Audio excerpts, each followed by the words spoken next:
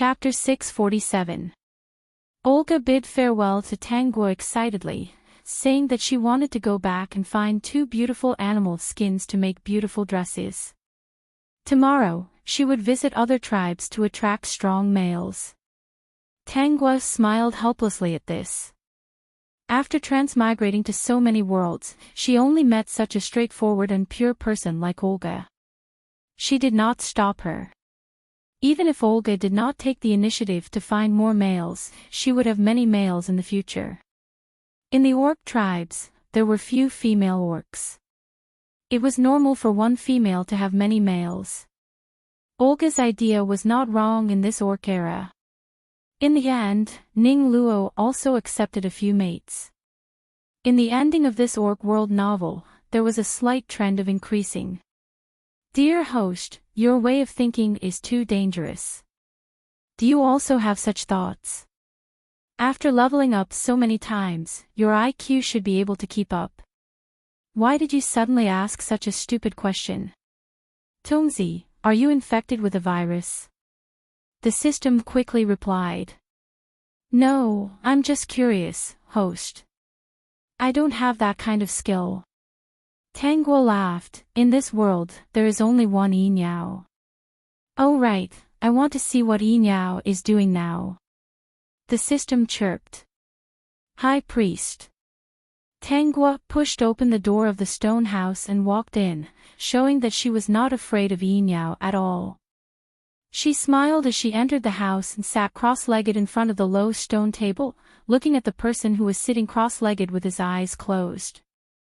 Looking at his slightly trembling eyelashes, she knew that he knew she was here.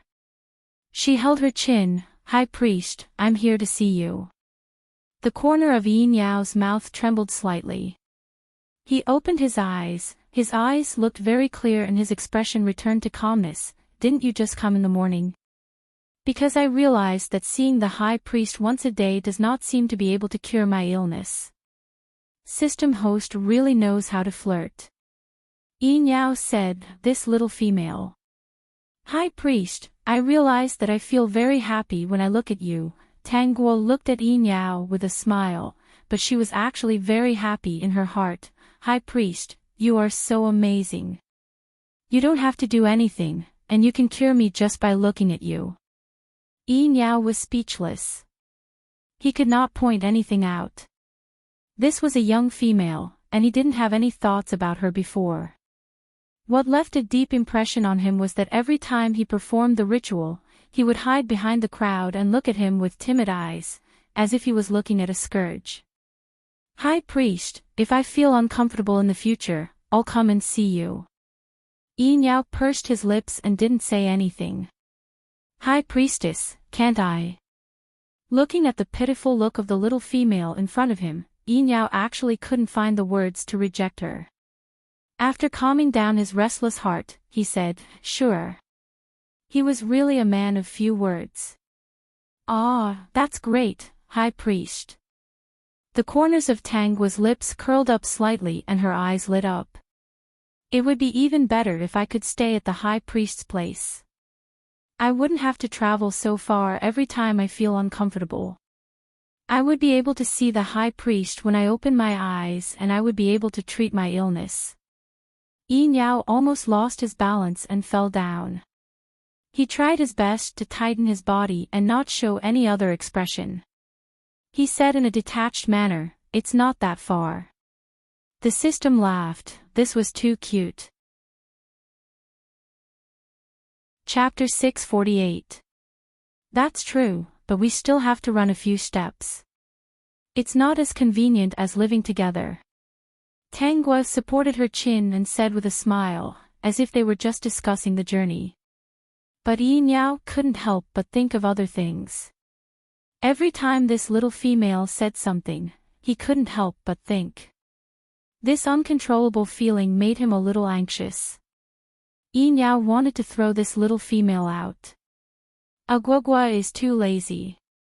Tanguo blinked. Yeah, everyone in the tribe knows that I'm lazy. I won't get out of bed until the sun rises. Yin Yao was speechless. High Priest, let's cook some meat soup. Yinyao thought of the taste of the soup and wanted to refuse. But when he saw the little female's eager look, he subconsciously said, okay. After saying that, he wanted to slap himself. One day, Tanghua and Yinyao were enjoying the meat soup in the stone house when they heard a commotion outside. Both of them put down the meat soup and glanced outside. Agwagwa, go and see what's going on. Under normal circumstances, Yinyao wouldn't leave the stone house. There was a spacious area behind his stone house. Basically, he was active in this area. There were many herbs drying here. Every time he went out, he would go to pick herbs. The tribe would even send 2 beast men to protect him. In the eyes of the tribe members, the high priest was an inviolable god. Unless he was sick or injured, they wouldn't take the initiative to disturb Yinyao. His life was very peaceful. Except for Agwagwa, who came to his place every day because she was sick. She came in the morning, in the afternoon, at night and even before she went to bed. She said that she could only sleep after seeing him. Yinyao was speechless. High priest, I'll go out and see. Tanghua quickly stood up and ran out. When she ran out of the stone house, she saw many tribe members gathered at the entrance of Gain's cave. She quickly squeezed through and heard Gain and Ai Mo's noises, as well as Ning Luo's crying. There were also sounds of fighting. It turned out that Gaines and Ai Mo were fighting. Ning Luo was probably frightened, as he stood on the side crying. After living in the Beast Men world for a few days, Ning Luo had no choice but to change out of her dirty clothes and make a suitable set of clothes for her. She wore it and stood out among the female Beast Men because her skin was indeed very white and she was slender. Gaines, Ai Mo, stop fighting. Tanghua stood in the crowd and watched as Ning Luo rushed up to stop the two. When the two saw the petite Ning Luo coming up, they hurriedly stopped their attacks. However, the impact was too great and they were injured. Their faces were pale. After all, his strength was second only to He Lang, while Aimo was ranked 3rd in the tribe. Gaines was still standing, while Aimo was lying on the ground. Overall, Aimo was at a disadvantage, and there was a deep cut on his wrist. Ning Luo looked at Gaines and realized that Aimo's injuries were quite serious. She said to Gaines angrily, "Gaines, I already said that Aimo and I are just friends. Why didn't you listen? You still fought because of me. Do you really want me to blame myself? Aimo didn't do anything to me. You even injured him." Gaines' eyes turned red when he saw Ning Luo helping Aimo up. He went up and grabbed Ning Luo, putting her on his shoulder and running into the cave. Tanghua didn't care. She closed her eyes and let the sound come from the other side. There was indeed such a scene in the plot. Gaines was jealous of Aimo. After the two of them got into a fight, he saw Ning Luo protecting Aimo. He was so angry that he slept with Ning Luo that night. At that time, Ning Luo's expression was that she was in pain but her body was very good. However, as a human, she couldn't accept Gaines' behavior. For the next few days, she didn't let Gaines touch her and threw a tantrum with him. Chapter 650. Gaines coaxed her every day and even brought her out to relax.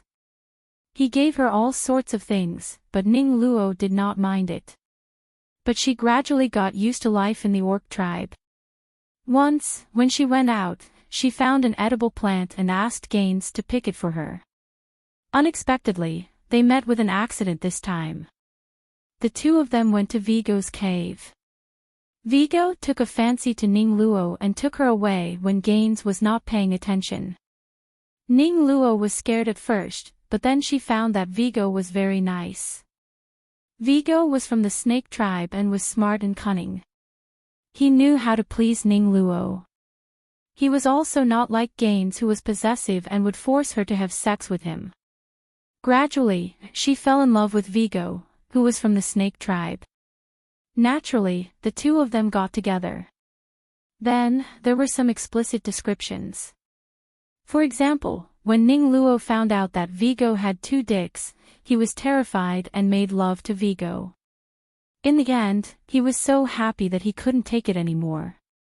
He was sweet with Vigo all day long. They went out to play in the day and at night. Ning Luo seemed to have forgotten about Gaines' existence. Not long after, when she saw Gaines again, he did not look well. He hugged Ning Luo and said that he was wrong and should not have forced her. Ning Luo's heart softened again. She recalled the bits and pieces between her and Gaines. She felt very reluctant. She actually liked 2 people at the same time. Then, there was the entanglement of love and hate between the 3 of them. Tang Guo fell asleep as she recalled the plot and glanced at the explicit descriptions. The system complained to itself. Great host, you are so bad.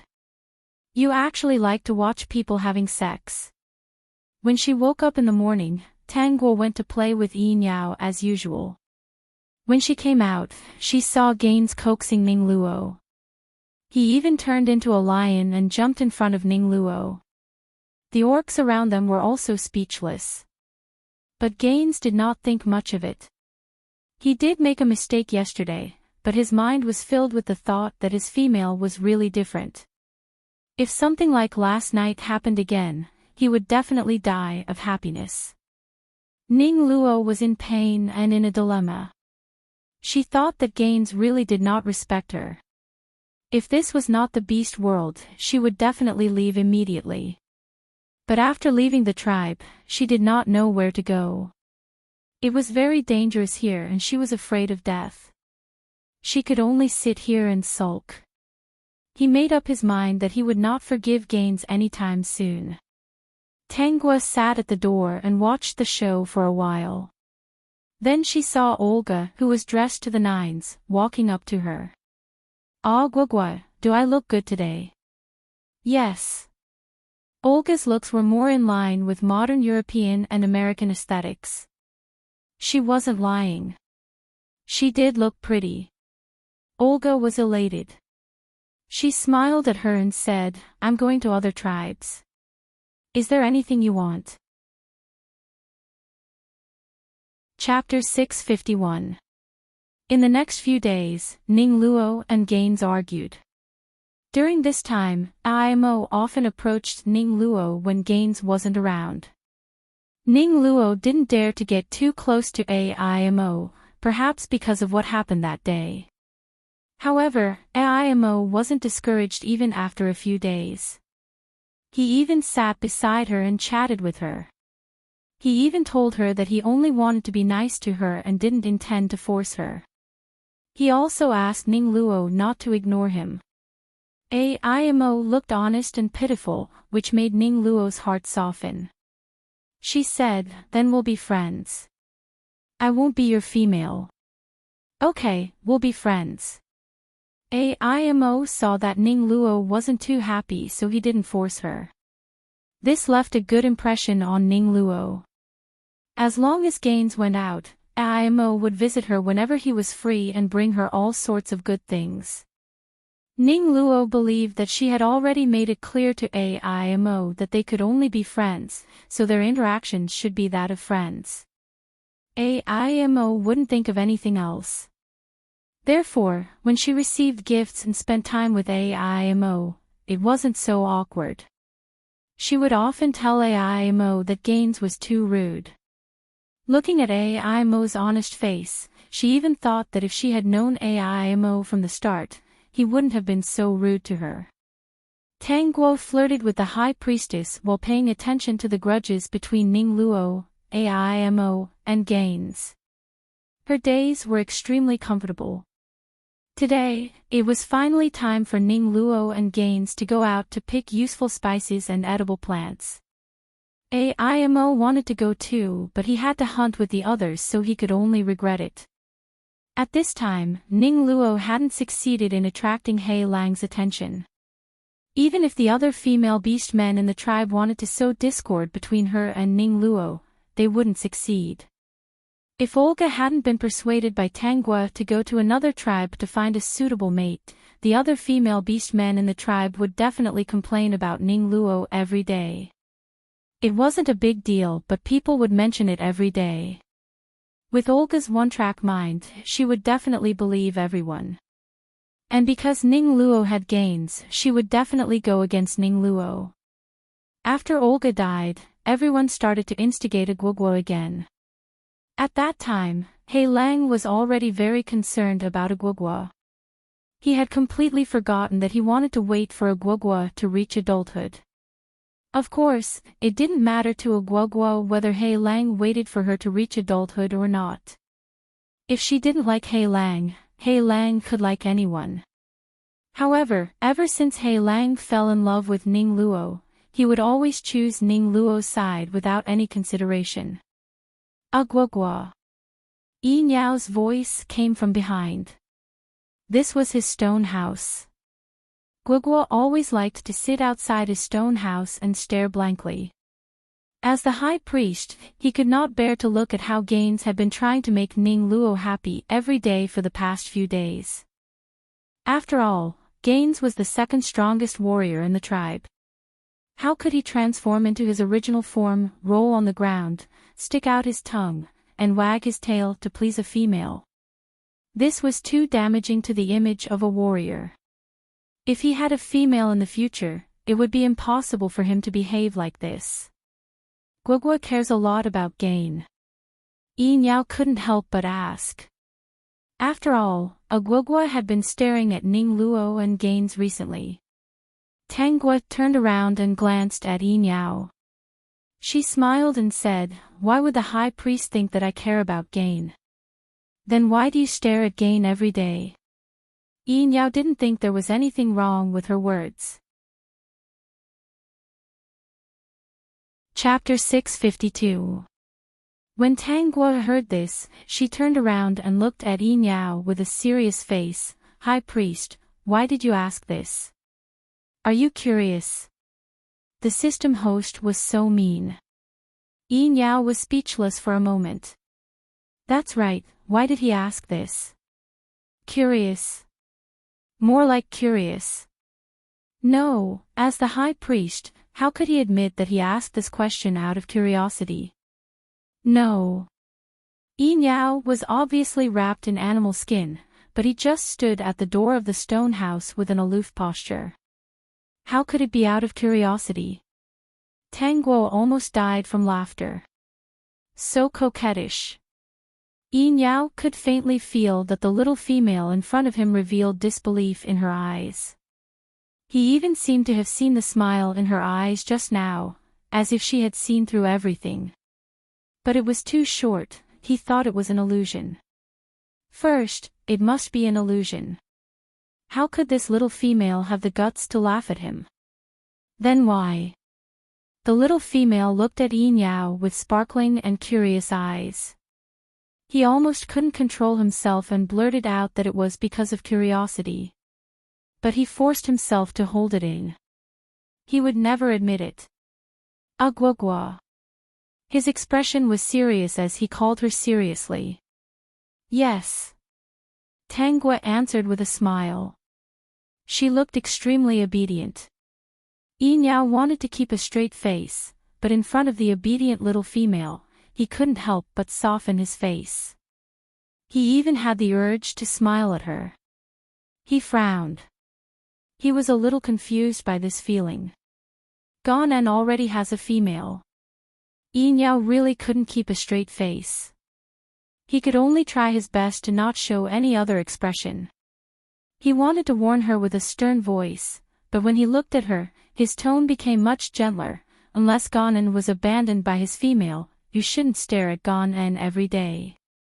What are your thoughts? Pfft. The system couldn't help but spit out. The host was right, this guy was coquettish. If it wasn't for the fear of scaring Yi Niao, Tanguo would have laughed out loud. This coquettish was a little cute. He actually expressed that he didn't want her to interact with other males in a roundabout way. He had a future. Seeing that Tang Guo was still in a daze, Yin Yao's expression became more serious. He tapped her forehead with his finger. Agwagwa, did you hear what I said? I heard it, High Priest. Tang Guo looked at Yin Yao with a smile. I'll listen to you. I'll listen to whatever you say. System, oh my god, I can't take it anymore. The host's moral integrity is gone. Yin Yao opened his mouth and did not know what to say for a moment. The little female in front of him was so obedient, especially when she said, I'll listen to you. I'll listen to whatever you say. It really pierced through his heart and gave him a very special feeling. As for what that feeling was, he could not grasp it. It's good that you know. Yin Yao's intuition told him not to think about it anymore. This was just an underage little female, a naughty little female. Remember, you're not allowed to visit Gaines again. Yin Yao reminded her again.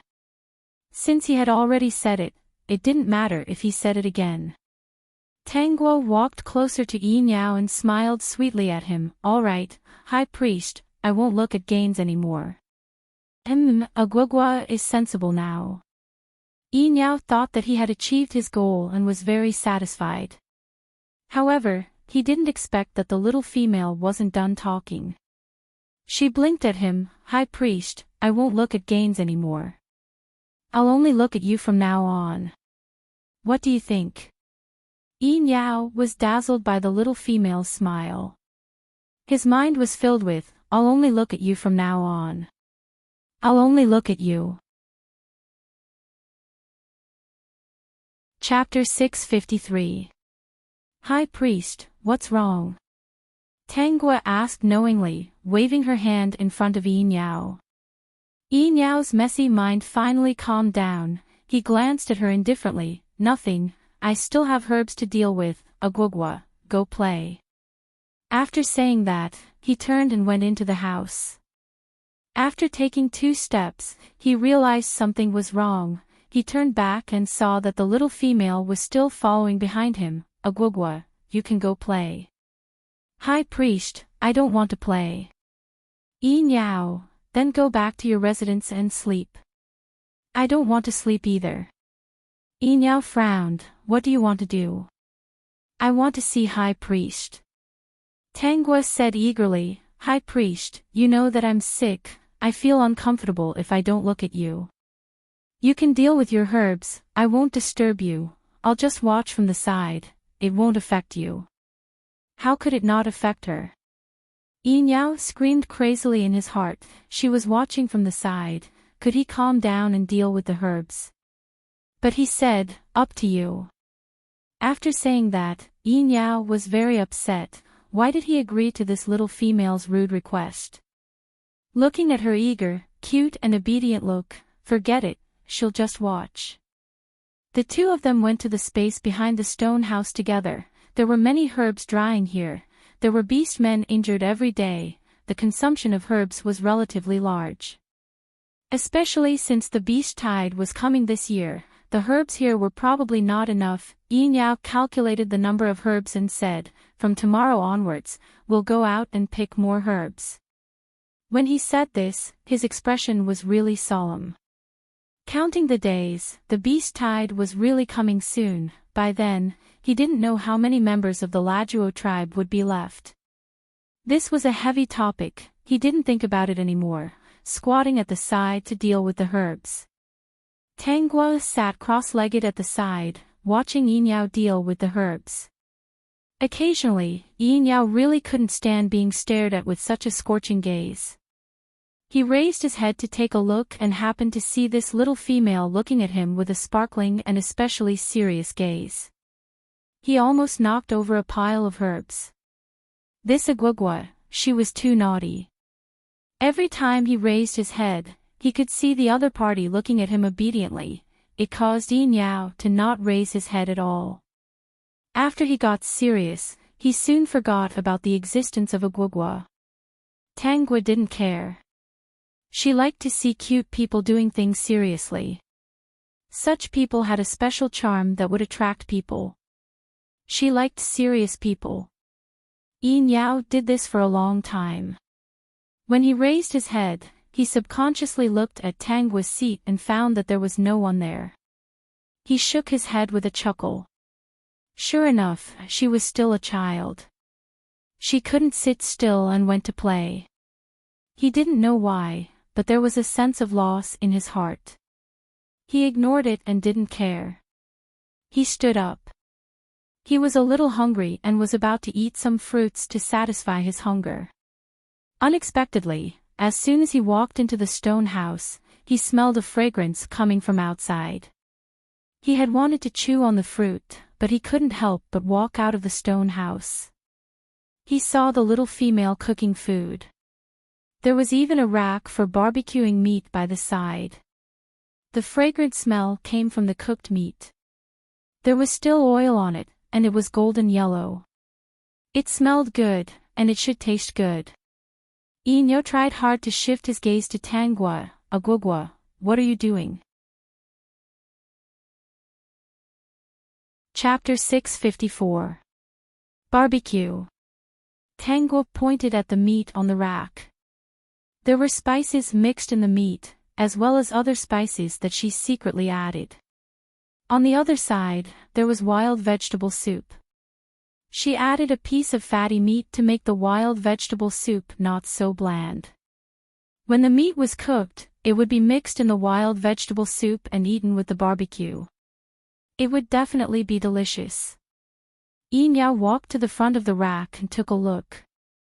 He said, "The meat that Agwagwa barbecued is different. It's not burnt at all." Yin Yao's eyes were filled with admiration. He had barbecued meat before. Although it was not as burnt as other orcs, it did not look as appetizing as the one in front of him. The meat that he barbecued looked okay, but it did not taste good at all. Except for some salt, it was dry and hard to bite. But the one in front of him, he had a feeling that it should be easy to bite. Thinking of the meat soup that Agwagwa cooked every day, he did not seem to get tired of it. He was looking forward to the taste of the barbecue meat. Tangua saw Yin Yao's expression. Men always had a few weaknesses. Yin Yao looked aloof, but he was actually a man who was cold on the inside. As long as Yin Yao got used to her, he would slowly understand his heart. She liked the feeling of being in love. While thinking, she flipped the meat on the rack. "High Priest, you can drink some wild vegetable soup first." Yin Yao looked at the wild vegetable soup. He really wanted to taste it, but he still said, "No rush. We'll eat it when the meat is done." "Okay," she said with smiling eyes. Her obedient look while barbecuing the meat seriously made Yin Yao unable to take his eyes off her. Soon, the meat was done. Yin Yao looked at the golden piece of meat lying in the utensil. Then, he looked at Tangua who was already eating with relish. He did not hold back. When he bit down, his mouth was full of fragrance. He almost swallowed his tongue. It was really too delicious. A piece of meat in his mouth was tender and tender. It was really delicious. Drinking another mouthful of the wild vegetable soup, Yin Yao was looking forward to living like this every day and eating such delicious food. "High Priest, is it delicious?" Tangua asked with a smile. Yin Yao swallowed the meat and praised, "Delicious." "Then eat more. There's more." Yin Yao nodded and ate the barbecued meat and broth. He narrowed his eyes and seemed to be enjoying himself. Tangua also felt that it was very delicious. She had a world where she was a cook. She also liked delicious food. In order to reach the peak of cooking, she traveled all over the country and learned all the dishes that she could learn. "What's the big deal about barbecue?" She looked at Yin Yao's expression of enjoyment and clicked her tongue. This man was too easy to coax. A piece of barbecued meat was enough to achieve his goal. High Priestess, do you want to eat such delicious food every day? Yin Yao glanced at Tanghua.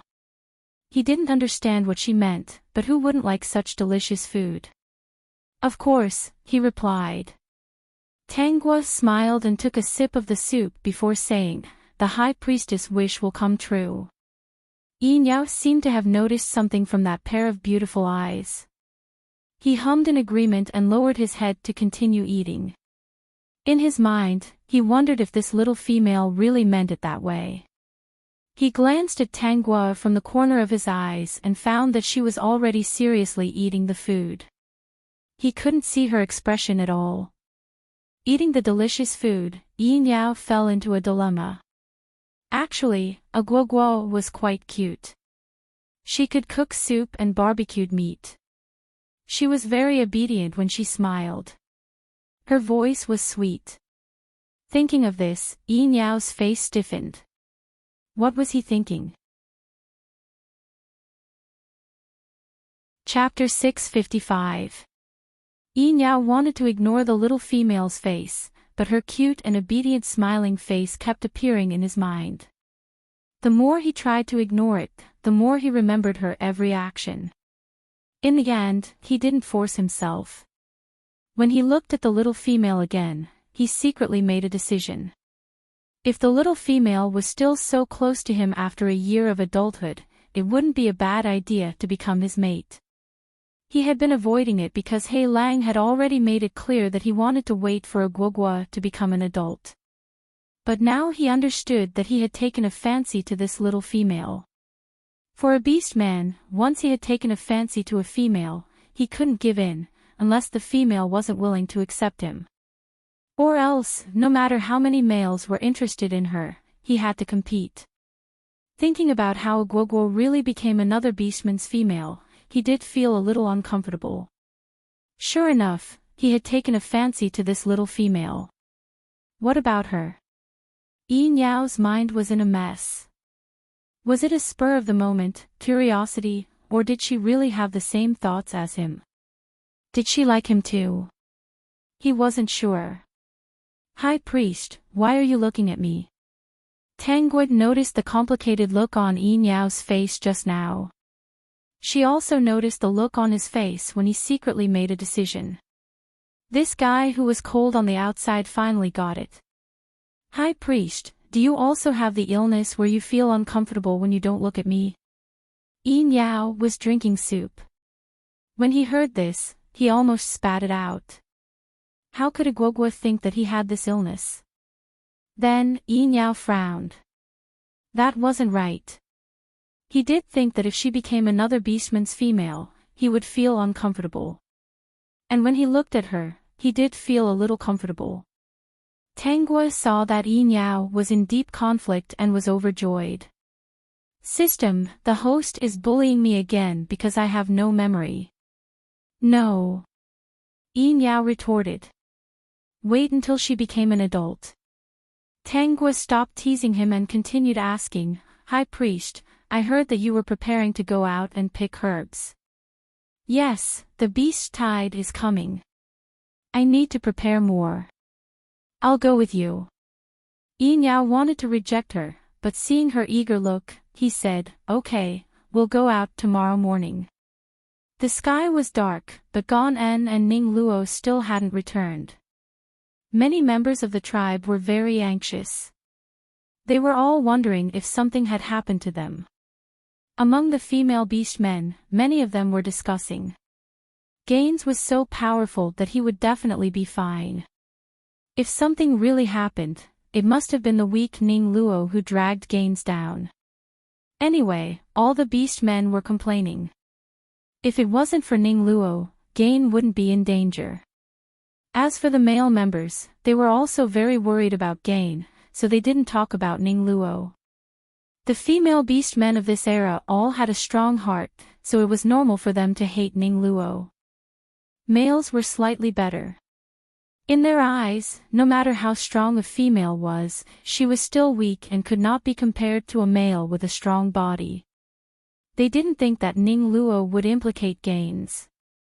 They all thought that since Ning Luo was Gaines' female, Gaines would definitely risk his life to protect her. Tang Guo wasn't worried at all. Ning Luo and Gaines would be fine. Even if something happened to them, it was none of her business. She turned around and went to sleep. Tomorrow morning, she still had to go pick herbs with Yin Yao. The next morning, when Tang Guo woke up, she heard the noise outside. Chapter 656. Is Ning Luo really gone? Gaines, you didn't protect Luo Luo well. When Imo heard the news, he rushed out and started fighting with Gaines. Isn't Luo Luo your female? Why didn't you protect her well? The two of them started fighting very quickly. The people around them couldn't stop them. Soon, they transformed into their original forms. They pounced, bit and tore at each other. It was a terrifying scene. The ground shook because of them. Gaines was from the lion tribe and Imo was from the tiger tribe. They were both strong warriors in the forest. Although Imo was a bit weaker than Gaines, he was furious that Gaines had lost Ning Luo. When they fought, he unleashed his full potential and gave Gaines a good beating. Tang Guo stood on the side and silently watched the animals fight until the black wolf came over and transformed into a giant wolf. It sent Gain and Imo flying with a single swipe of its paw. With just one swipe, it beat Gain and Imo to the point where they couldn't get up. They lay on the ground, panting, and slowly turned back into human form. But Imo still wasn't satisfied. He rushed up and shouted at Hei Lang, Gaines lost Luo Luo. I think Gaines doesn't deserve Luo Luo. He's too weak. He can't protect his female. He's a disgrace to us male beastmen. Gaines, tell me what happened. Gaines told them everything. He blamed himself. If he had held Luo Luo's hand, she wouldn't have been lost. Ning Luo is so weak. She might have died in the hands of the beasts. Yeah, her arms and legs are so thin. She's definitely dead. Luo Luo will be fine. Gaines roared at the female beastmen. His eyes were red. I won't let anything happen to Luo Luo. I'll go find her immediately. You don't have to worry about me. He came back to ask for help, but his companion seemed to be ostracizing Luo Luo. After speaking, Gaines wanted to rush out, but Hei Lang slapped him to the ground. Seeing that Gaines wanted to get up and rush out of the tribe, Hei Lang could only beat him up a few more times. When Gaines couldn't fight back anymore, he transformed back into his human form. Gaines, how are you going to find her if you keep running around like this? Hei Lang said. We'll send a group of people to find Ning Luo today. The rest will follow the original plan. The changes that Ning Luo had brought to the tribe were still important to Hei Lang. Moreover, the other party was Gaines' female. Gaines was the second strongest warrior in the tribe. If something really happened to Ning Luo, he would be devastated. The beast horde was coming. If Gain could not pull himself together, how could he protect the tribe? It was better to take this opportunity to find Ning Luo. It had to be said that at this moment, Hei Lang was still a qualified tribal leader. His considerations were fair and thorough. Gaines calmed down and accepted Black Wolf's arrangement. At this moment, Yin Yao came out. Tang Guo hurriedly ran in front of him. High Priest, are we leaving? Yes. He glanced at Hei Lang. Sure enough, Hei Lang walked over and stood in front of Tang Guo. He asked, Guo, you want to follow the High Priest to gather herbs? Last night, the High Priest had told him about it. Yeah. Then I'll send another warrior to follow you. Yin Yao didn't reject. With an extra Guo, if something really happened, it would be less dangerous to have an extra member. Hei Lang looked at Tang Guo, who was beside Yin Yao, and felt that something was wrong. However, he never thought that Tang Guo would like the High Priest. In the hearts of the beast men, the High Priest was a living god. they couldn't defend him.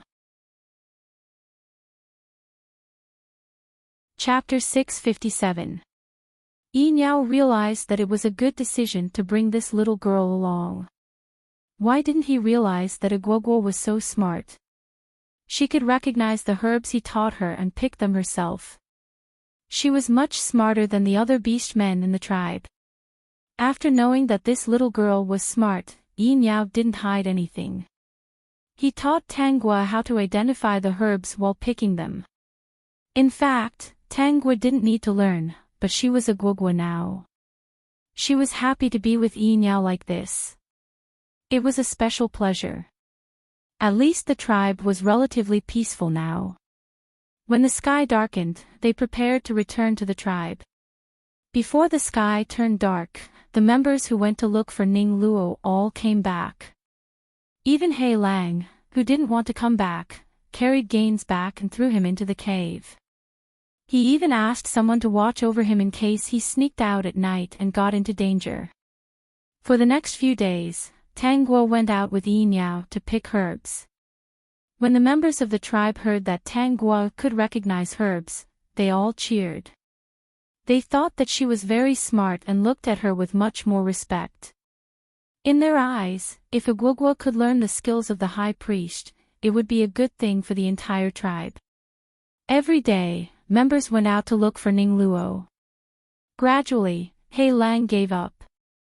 Only Gaines and Aimo were left. Maybe it was because Aimo was still looking for Ning Luo at this time. Gaines' attitude towards him was much better. It was because of this that Gaines didn't object when Ning Luo fell in love with Aimo in the future. He even helped Gaines integrate into the tribe. There was still no news of Ning Luo. Gaines looked lifeless. Many female beast men in the tribe were worried, but none of them could persuade Gaines. They were even more dissatisfied with Ning Luo. It had been more than half a month. There was more than a month before the beast tide. Tanguin narrowed her eyes. In a few days, Gaines should be able to find Ning Luo. She thought for a while and ran to Yinyao's stone house. She opened the door with familiarity. She didn't need Yinyao's permission. After all, they were already very close. Yinyao saw her running in and seemed to be used to it. He only said, "Aguagua, why are you so early today?" "Because I wanted to see the high priest earlier." Yinyao's heart skipped a beat. But he calmed down quickly. There was still a smile in his eyes. Besides this, there must be something else. "High priest, you're so smart." She sat cross-legged in front of the stone table and supported her chin with both hands. She stared at Yinyao without blinking until Yinyao's ears turned red. She then said, "High priest, the weather is very good. How about we go out and play? It's dangerous outside. Didn't you want to pick more herbs?" Yinyao asked with interest, "Are you going to use this as an excuse to go out and play?" "Of course not." Tanguo took out a piece of animal skin from the animal skin bag and put it in front of Yinyao with a smile. "When I went out to play before, I found something good in the cave. I saw the pattern drawn on it. It looks a bit like the herbs we picked. High priest, take a look." However, the words in the beast world were similar to the oracle bone inscriptions, but they were slightly different. In order to draw some useful herbs on this piece of animal skin, she put in a lot of effort. She tried her best to use the beast world's weird words and abstract drawings. Chapter 658. Yinyao took the animal skin. He didn't care about it at first, but when he saw the words and pictures on it, his expression became serious.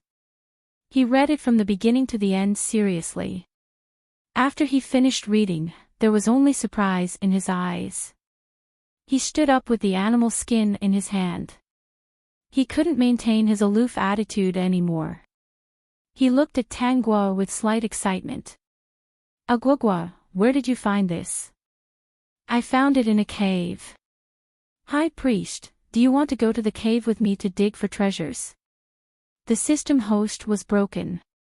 Yinyao thought of the content recorded on the animal skin. It was all herbs that the beast men could use, as well as the usage of the herbs. It even recorded the treatment of some minor illnesses. He didn't know if there was only one piece of animal skin, or if there were other important things in the cave. But no matter what, he had to go and take a look. Let's go now. He walked in front of Tangguo, grabbed her wrist directly and pulled her outside. Tangguo followed behind him with a smile. The warriors had already gone out during the day. Yinyao didn't tell He Lang that he was going to pick herbs today.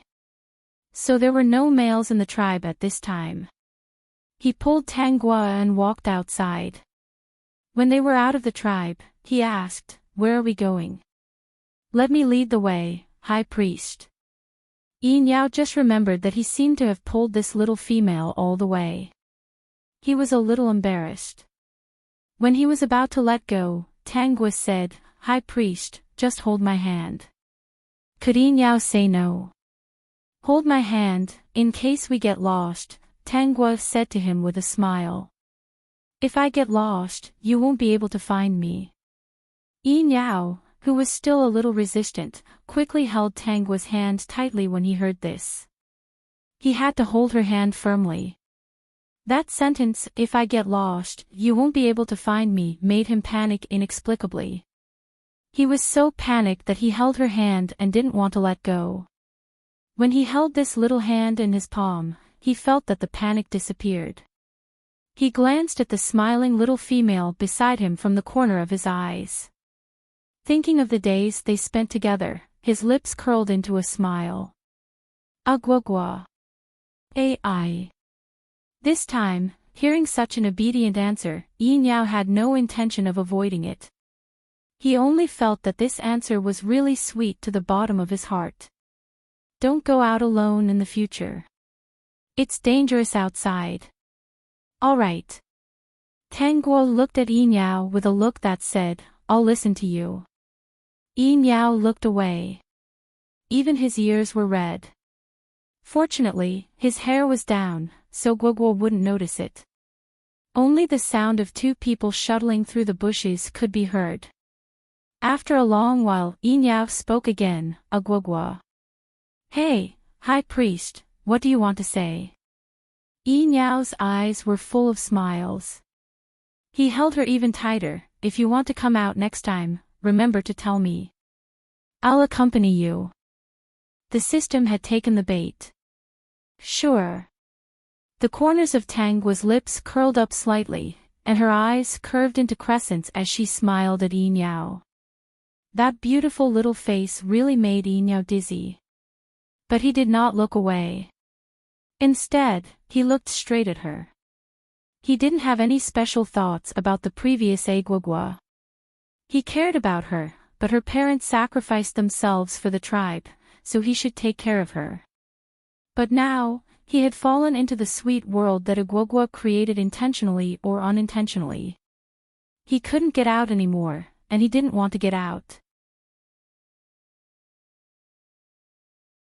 Chapter 659. That's the cave.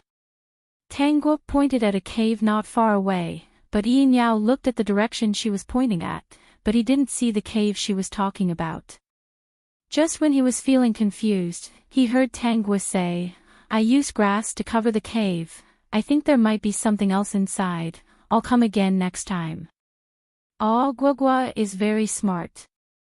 Tangguo wasn't modest at all, that's true. Yinyao's eyes were smiling. He didn't think she was boasting, his praise was sincere. Guoguo was really smart. No matter what it was, she could learn it after being taught once. He dared to say that Guoguo's meat soup and roasted meat were the best in the entire tribe, even Ning Luo couldn't compare. The system was a wily old fox. Tangguo brought Yinyao to the front of the cave, waved her arm and said, "High Priest, you can let go of my hand now, I won't get lost here." She said it as if he was the one who insisted on holding her hand. Yinyao let go of her hand, the warm little hand left his palm, he felt a little disappointed. Alright, he had to admit, he really wanted to keep holding this little hand and not let go. Tangua pushed the grass aside. There was indeed a cave as tall as a person. Looking in from the entrance of the cave, she could see that the space inside was still quite big. She smiled as she looked at the cave. In order to dig out this cave, she had spent a lot of effort. There was no spiritual energy in this world that could be used for cultivation, so she could only rely on some of the things she had collected in the system space and do it herself. Next time when she transmigrated to the modern world, she should buy a few excavators. It would save her the trouble of digging a cave. The system host was afraid that she was a demon. She might as well read another Lanxiang. High Priest, let's go in. Tangua climbed in first. She was the one who dug this hole, so she knew very well whether there was any danger inside or not. Yin Yao didn't even have time to stop her. He could only quickly climb into the cave with her. After entering the cave, they realized that the space inside was even bigger than it looked from the outside. Yin Yao looked at the cave and fell into deep thought. This was a very secretive place, and it could be considered a safe place. If the members of the tribe were to hide in the cave during the beast tide, and then seal the entrance outside, he was not sure if it would work. Tangua saw Yin Yao's eyes and knew what he was thinking. She didn't want to fight with those wild beasts when the time came. She definitely needed to find a safe place before she could think of a way to get out of this cave. Of course, this was not the only purpose. The second purpose was that she wanted to give him something that was of interest to Yin Yao. The time was getting closer and closer. She needed to think more. The system thought that the great host had forgotten to plot when she was in love. It turned out that she was plotting while she was in love. She was really capable. Didn't her brain get tired? The cave was only as tall as a person, and it was only enough for one person to pass through. Therefore, the light in the cave was very dim. The two of them groped around and searched around. Yin Yao searched more carefully. As expected, he quickly found some animal skins, as well as some unusual things. He kept them all. In the end, he actually touched a loose rock on one of the walls of the cave. He pushed it lightly, and the rock actually fell down. He quickly retreated, not forgetting to pull Tangua behind him to protect her. Tangua was very satisfied with Yin Yao's reaction. She hugged his arm and asked, "What happened?" The system was a drama queen. Chapter 660. There seems to be a passageway here, said Yin Yao. He was a little hesitant about this passageway. He didn't know if there would be any danger inside. If he was alone, he would definitely go in without hesitation. But now, he had a Guoguo by his side. If there was any danger, he didn't know if he could protect her. She wasn't an adult yet. Even if her strength was not bad, she still couldn't be compared to an adult orc. Then let's go and take a look. See if there's anything good. Before Yin Yao could answer, he was pulled into the passageway by Tangua. High Priest, let's go. Aguagua, there might be danger inside. I'm not afraid. Yin Yao was speechless. He was afraid. He was afraid that he couldn't protect her. High Priest, don't dawdle. What if there's something good inside? Tangua didn't care. She still left something good inside. How could they not go in? In the end, Yin Yao was still pulled into the passageway by Tangua. This time, he didn't need Tangua to say anything and held her. In the end, he thought that it would be easy to break apart if he held her, so he just held her small body in his arms. Regarding this, Tangua was very satisfied. Who said that orcs were rude and ungentlemanly? Yin Yao was especially gentlemanly. He was smart and knew what to do at this time. He was indeed a person who didn't have any memory after transmigrating. He had done well in every world. After walking for a while, they seemed to have arrived at the belly of the mountain. It was very spacious inside. There was even a hole at the top that allowed light to enter.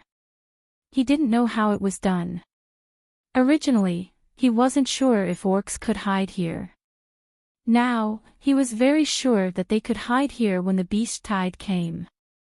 He was a little excited. Perhaps, there would be no less orc tribe members this year. With the help of the weak light, Tangua saw the happiness on Yinyao face. She shook her head slightly. The more happy Yinyao was for the orc tribe today, the more he would hate the tribe members in the future. Great system host, how could you do that? It's not about whether I can do it or not. I just want Yinyao to see the choices of the members of the tribe clearly. If I help them avoid the monster horde this time, and they still choose Ning Luo in the future, Yinyao won't pity them anymore. I just want to be more thorough. Didn't someone say that rebirth is another choice? This time, I want to see what the members of the tribe will choose if they choose again. Tangua smiled as she communicated with the system. She wanted to see if the human heart would take into account certain reasons and store a bit of kindness. This place is not bad. Yinyao said, Agwagwa, let's go back. Inform the Black Wolf sect members as soon as possible to watch over this place. This is a good place. When the beast tide comes, the members of our tribe will be able to avoid the danger. Tangua lowered her head and smiled. She was afraid that it would not be that easy. Yinyao was in a good mood as he held Tangua's hand and walked out of the cave. The two of them used weeds to hide the entrance of the cave. This time, with Yinyao's arrangement, it was hidden even deeper than before. With the brains of the orcs, it was impossible for them to guess that there was a cave here. After everything was done, the two of them took advantage of the fact that it was still early and didn't return to the tribe for the time being. They planned to pick some herbs back. It was rare for them to come out. As he walked further and further, he saw something inconceivable and heard some special sounds. Chapter 661. Hearing this voice, Yinyao, who was squatting at the bottom of the cliff to pick herbs, froze. He subconsciously glanced at Tangua and found that she was looking in a certain direction with great interest. His face darkened immediately. Agwagwa. Hey, High Priest, what's the matter? Let's go. Tangua didn't want to. She didn't expect to meet Ning Luo here by coincidence. Moreover, it was when Ning Luo was playing with Shuang Dingding. How could she not go and enjoy herself? High Priestess, that voice sounds familiar. Tangua pretended not to understand what was going on over there. The reason why she was looking over there with interest was because the grass over there was a bit deep. Not only were there strange sounds coming from the grass, but the grass was also swaying. There was no wind around, so she couldn't help but look at it with interest. Was she curious? The system didn't want to say anything. High Priest, let's go and take a look. Tangua pulled Yinyao's hand. Of course, Yinyao didn't want to go over. He pulled Tangua into his arms and whispered, "Don't go and disturb them." "Ah, what do you mean disturb?" "I'm just saying hello." Tangua smiled. "I think that female's voice sounds familiar." "High Priest, are you sure you don't want to go and take a look?" Yinyao didn't look too good. "Agwagwa, you can't go over at this time." "Why?" Yinyao had no choice but to whisper in her ear, "They're mating. If we go over at this time, we'll anger the male. He'll think that we're going to fight for his female and attack us. Then let's take a peek." "High Priest, I still think that we know that female." Tangua saw that Yinyao really didn't want to go, so she patted her head and said, "Ah, I remember now. High Priest, I think that voice sounds like Ning Luo's." After saying that, Yinyao hesitated. If it was really Ning Luo, they should go and confirm it. After thinking for a while, he hugged Tangua tightly, as if he didn't want her to go over. Then let's wait first. We'll go after they're done. Okay. Actually, she didn't really want to see. There was nothing to see. After that, the fight in the underbrush became more and more intense. The little grass fell down because of the two people's torment. The two people were really crazy. Maybe he thought that there was no one here, so he released the craziest nature of human and beast. Tangguo listened with great interest, while Yinyao expression became unnatural. Moreover, listening to that voice, his mind was actually thinking about the little female in his arms. Then, his face stiffened and he hurriedly chased the wild thoughts out of his mind. Guoguo was still underage. Tangguo smiled and communicated with the system. Do snakes really have double penises? It should be. Isn't it written in the book? Can words and live broadcasts be the same? Tangguo propped up her chin. I'm a little curious. How did Ning Luo accept it? Chapter 662. Have you, High Priest? Tangguo cupped her face and looked at Yinyao seriously. Yinyao said unnaturally, I don't have a female. Just because you don't have a female doesn't mean you haven't made it. System, host, please let your family off. High Priest, answer me quickly. Have you made it before or not? Yinyao really couldn't handle the questions. He thought that if he didn't answer clearly, this little female would mistakenly think that he had mated with a female before. Thinking of this, he gritted his teeth and answered with a tense face. No. Oh, High Priest, so you haven't mated with a female before. Then do you want to mate with a female? Yinyao's face was about to crack. Guogua. Sigh. He looked at this little face of Ku. She was obviously very obedient, but why did the questions she asked make things difficult for him? He hugged Tangua and said in a deep voice, don't ask such boring questions in the future. All right. Tangua glanced at him and shifted her gaze to the swaying bushes in the distance. She stared at them without blinking and stopped talking to Yinyao. Yinyao was a little confused now. Did he say something harsh and provoke her? Was she angry? Thinking of the question she asked, Yinyao was a little confused. How could she ask such questions so directly? He was different from the group of boorish orcs in the tribe. Guogua. But she stopped talking and was quiet for a while. He really wasn't used to it. The voices over there were very noisy, but he only felt that when she stopped talking, the whole world was quiet. He didn't like this kind of silence and couldn't help but call out. I didn't think about it before. Yinyao answered with a sullen face. His bottom line was defeated by a guogua. Tangua turned around and looked at him with a confused face. High Priest, are you calling me? Yes. Yinyao nodded. Guogua. High Priest, what do you want to say? Tangua didn't show any expression on her little face. She looked like she was really angry. This made Yinyao even more confused. His little female was really angry. How could he coax her? Yinyao gritted his teeth and leaned close to her ear. He was stunned for a moment. Why was a guogua's fragrance so fragrant? He often heard the male orcs in the tribe talking about how many female orcs had body odor. They didn't hate that kind of body odor, but he was sure that the body odor they were talking about was definitely not the fragrance of flowers. High Priest, what do you want to say?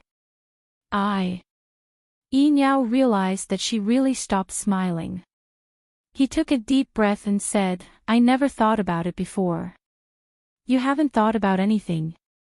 Tangua pretended not to know, but in her heart, she was already laughing wildly. It was too funny, really funny. Yinyao had no choice. His face was filled with helplessness. He hugged her tightly and said in an especially low voice, "I've never thought about mating with a female." Chapter 663. Niao's ears were already red. If he didn't try to control himself, his face would have turned red as well.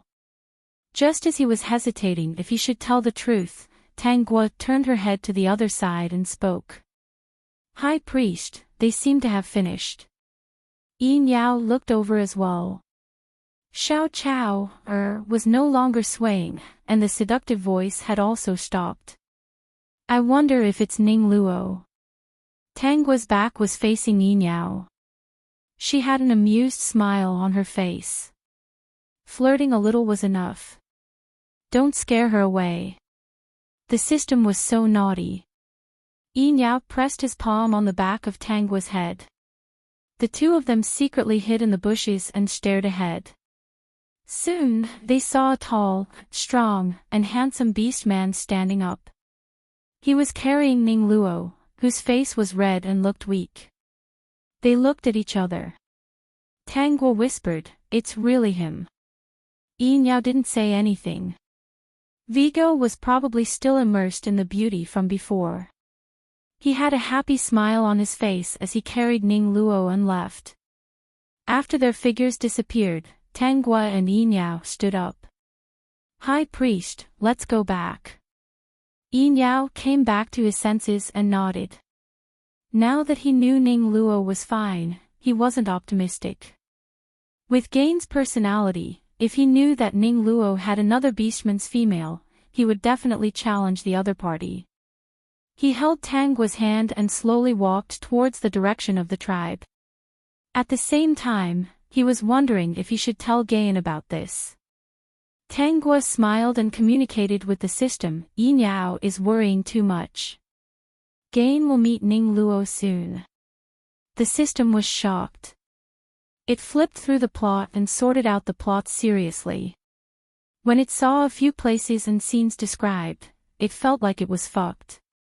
It turned out that Gain saw Vigo carrying Ning Luo back to the residence today. At that time, Ning Luo was still weak and her face was red. Everyone knew what happened. The two beastmen naturally couldn't help but fight in such a hellish situation. In the end, it was Ning Luo who calmed their anger. Then, Ning Luo blamed himself and became thinner and thinner. The two beastmen couldn't stand it anymore and slowly compromised, deciding to share a beautiful Ning Luo. After returning to the tribe, Niao couldn't help but return to the stone house to study the animal skin he found in the cave, as well as some other special-looking things. Tangguo tactfully did not disturb them. Instead, she returned to her cave to sleep. She decided to take a nap first, in case the tribe was too noisy for her to sleep at night. When the sun set, Black Wolf brought the members of the tribe back. Gains did not come back. Recently, he had been looking for Ning Luo, so he did not go out to hunt with them. Not long after He Lang returned, he was called over by Niao. Tangguo was sitting at the entrance of the cave. She could clearly see He Lang walking out of the stone house.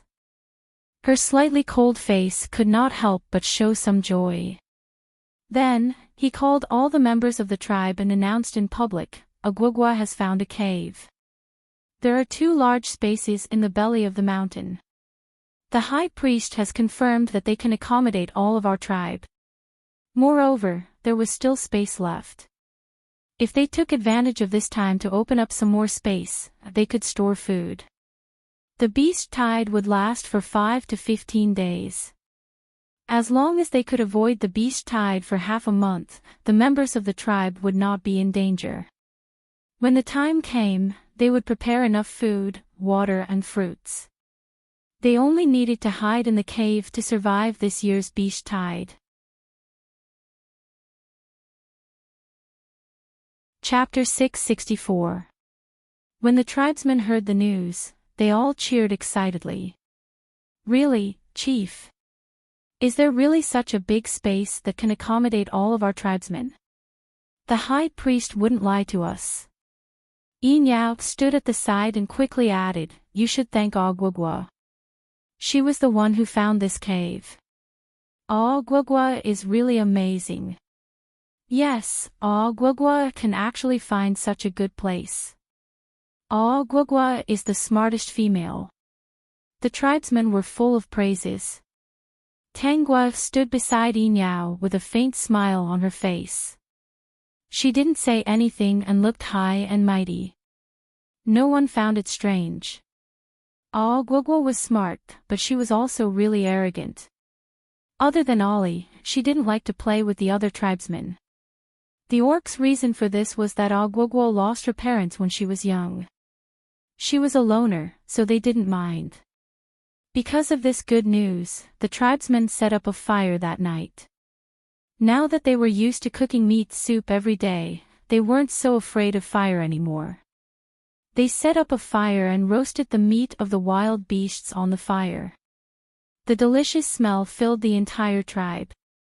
At this time, they were so excited that they forgot that Jen hadn't returned yet.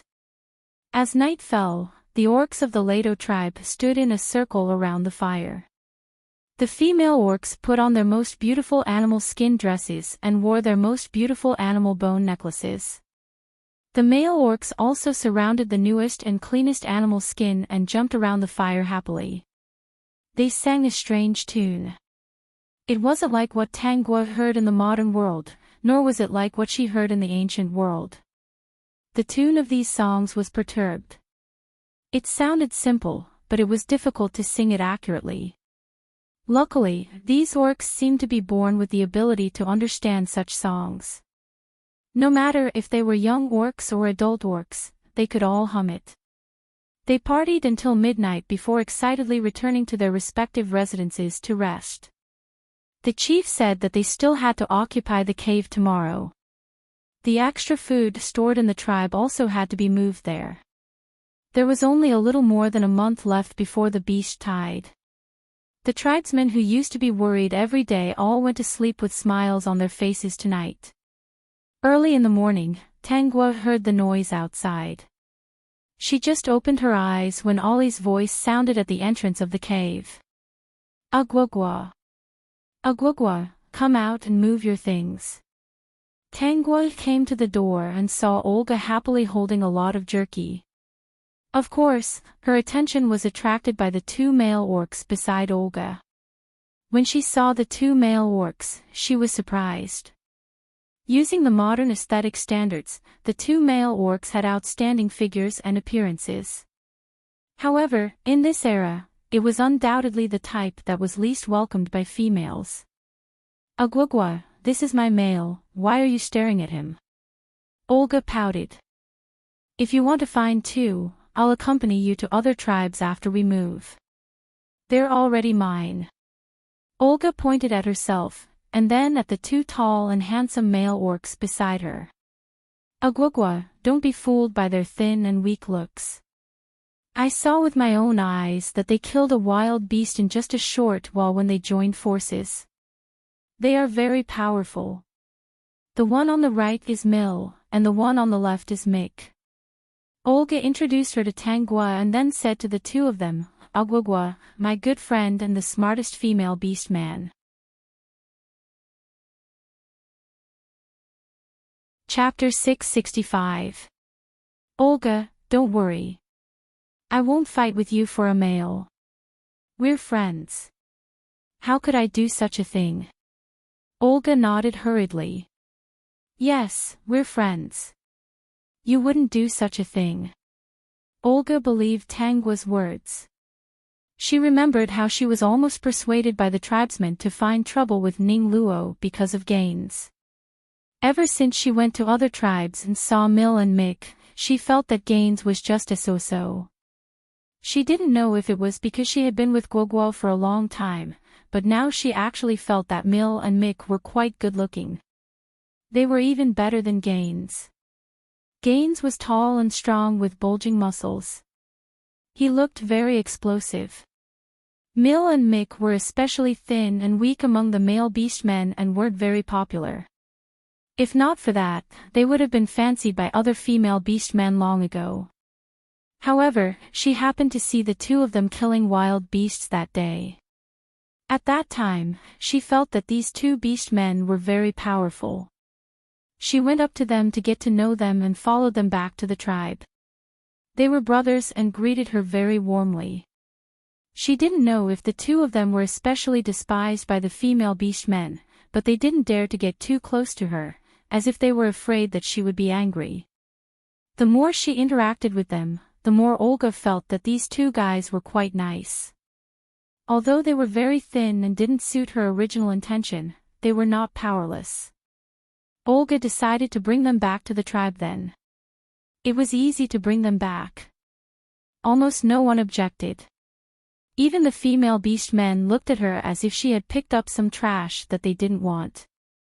On the other hand, the male beast men were happy for Mill and Mick. Some even patted them on the shoulder and smiled. "You finally have a female." They said it as if no one wanted them.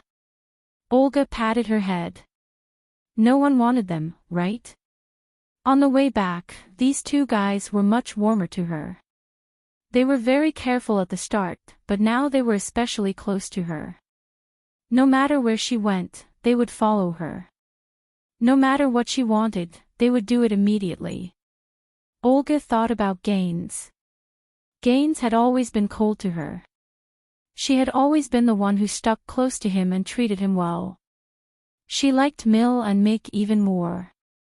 After returning to the tribe, she heard that Guogua had found a cave to hide in and the tribesmen were preparing to move. She was so happy that she couldn't help but introduce her spouse to her best friend. "Miller, you can carry my things. Mick, you can help Guogua." Olga was very generous and let Mick help Tangua. Mick quickly nodded. "Yes, my Ollie." Olga smiled happily. "When I'm done, I'll cook some meat soup for you. I've collected a lot of animal skins. When I'm free, I'll sew some for you to wear during the cold weather." Mikkel and Mill looked at each other, and their gazes grew warmer and warmer. Their eyes were glued to Olga's body. Their females were so nice. Ever since they were young, they had been despised. When they reached adulthood, no females were willing to accept them. Even if they could defeat other males, those females would think that they were too ugly and reject them. They also did not believe that they were really powerful.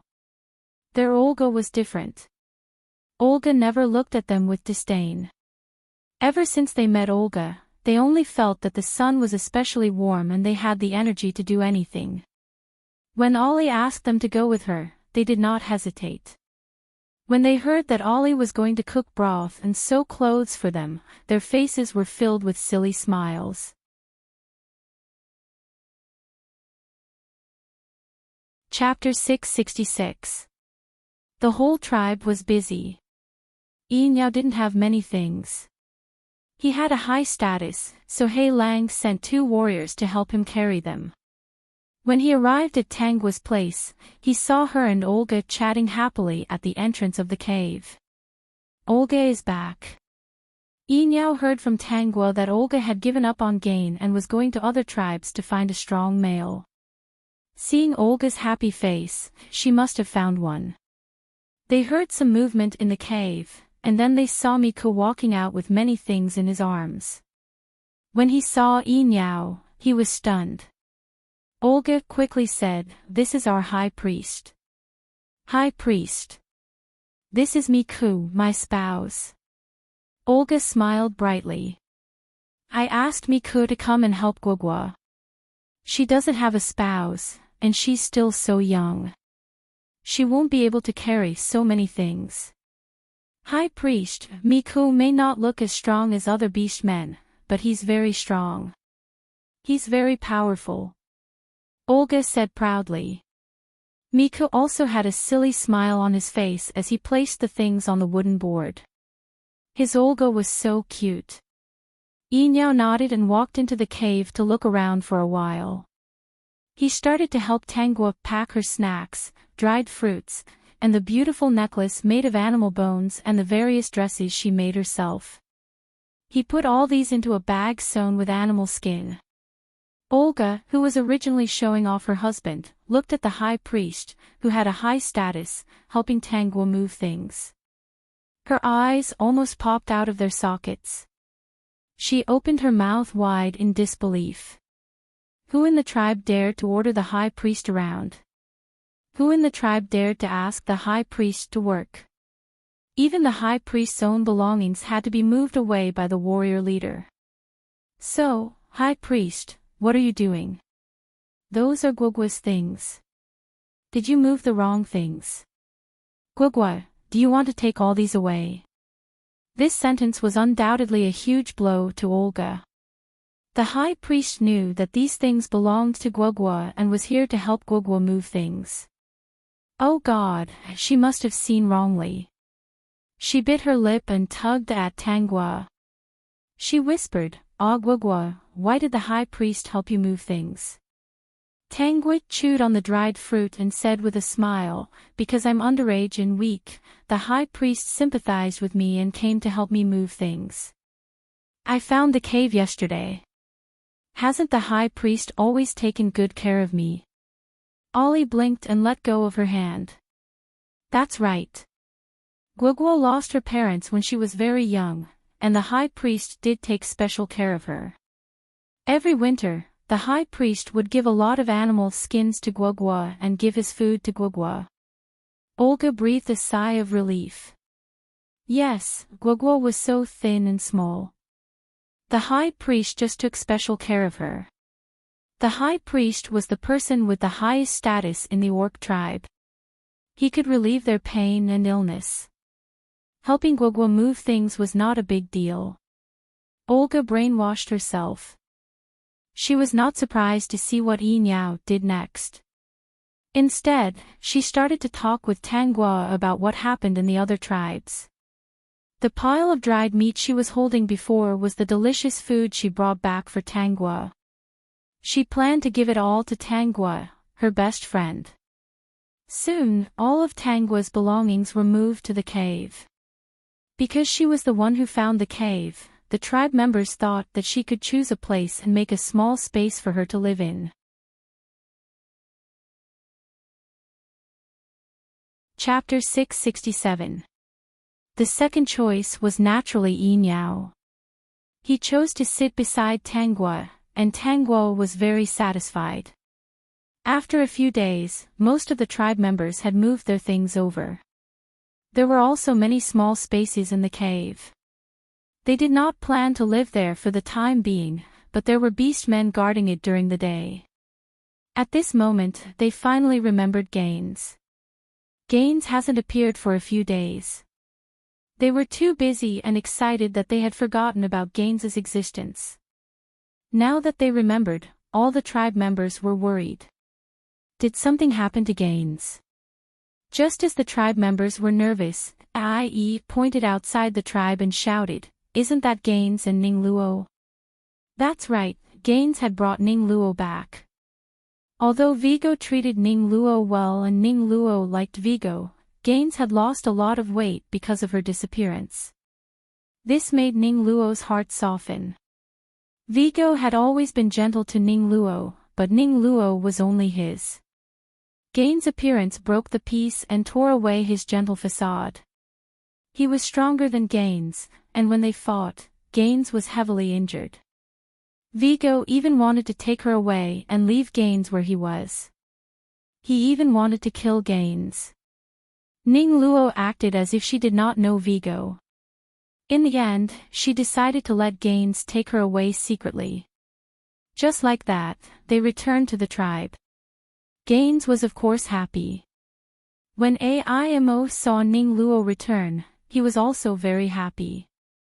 He quickly told her the good news, but Ning Luo was a little distracted. She was still thinking about how Vigo could be such a person. Vigo had always been gentle to her.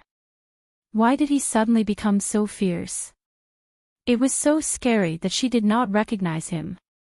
When Gaines heard that the tribe had found a cave to take refuge in, he happily took Ning Luo in to pack up and prepare to move over. The cave inside is already full. You can only stay in the one outside. Gaines replied, no problem. He did not have any objections. He had already found Ning Luo. He could even let her stay here. Just like that, after a few days, all the tribe members moved to the cave. Under Aimo and Gaines' persuasion, Ning Luo temporarily forgot about Vigo and did not think about those unhappy things. When she heard that there would be a beast horde in a month, and that it might be dangerous to move to this location, Ning Luo forgot about Vigo. She did not want to die. Accompanied by Aimo and Gain, she observed the area and asked what they should do if wild beasts rushed in. Should they build some walls around the area and set up some traps? This proposal was approved by all the members of the tribe. Even He Lang looked at Ning Luo in a new light. Agwagwa, don't go out to play these days. He Lang knew that Tangwa especially liked to run outside, so he specially reminded her, after the beast tide, you can go anywhere you want to play. After a pause, he said, you can also come and find me to accompany you. Tangwa nodded. She thought to herself that she should look for Yinyao. He Lang would soon forget his love for Agwagwa and fall in love with Ning Luo. This female lead's love really caught him off guard. Unlike her, the man she was chasing was a shy guy. He was shy and arrogant, but he was quite cute. As the chief, He Lang was very busy. Although the members of the Lado tribe had a place to take refuge, their tribe still cooperated with other tribes.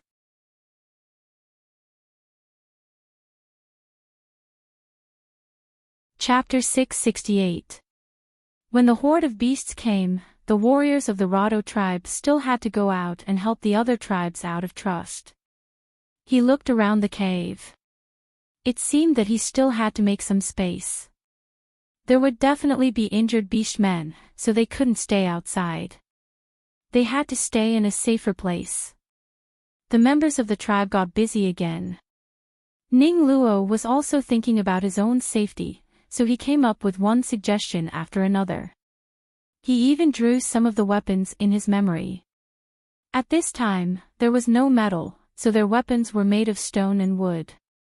Ning Luo suggested to make some weapons and traps out of wood. Tangwa sat outside all day, gnawing on dried fruits, chatting and laughing with Olga, secretly plotting in her heart. If she was handed over as Ning Luo by the members of the tribe, she would have to start smelting iron. Iron was too important. Actually, she was very eager to leave this place so that she could show off her skills. The Rado tribe was so backward that there was nothing. She couldn't do anything. Of course, she didn't want to bring any good changes to the Rado tribe. Don't forget that she was a vengeful person. Unless someone suggested to hand her over this time, the Rado tribe would fight He Lang and Gain to stop her from being taken away. She could consider giving them a chance to atone for their sins. But would they? Tangwa smiled as she looked at the busy beastmen. They were all smiling honestly and cutely. Dear host, I think that thinking about your cutie is the happiest thing. As its IQ got higher and higher, the system recalled those dark days and felt sour. It was a string of data.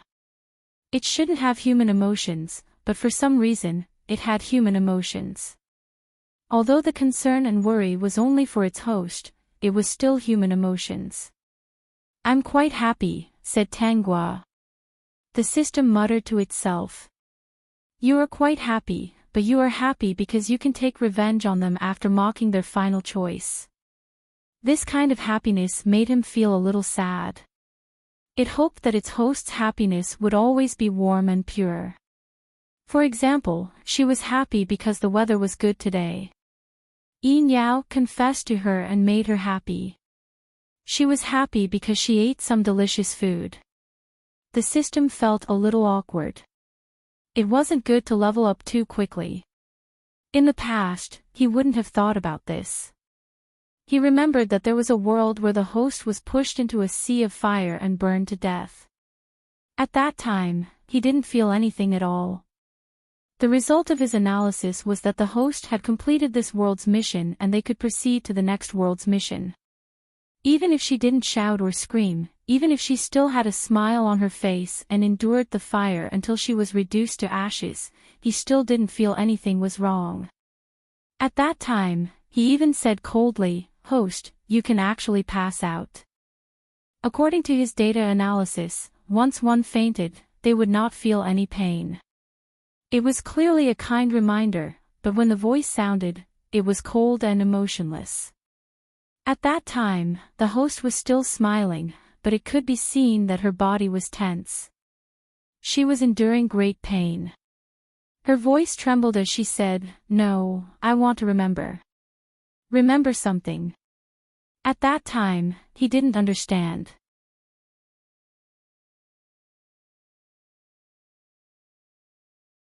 Chapter 669.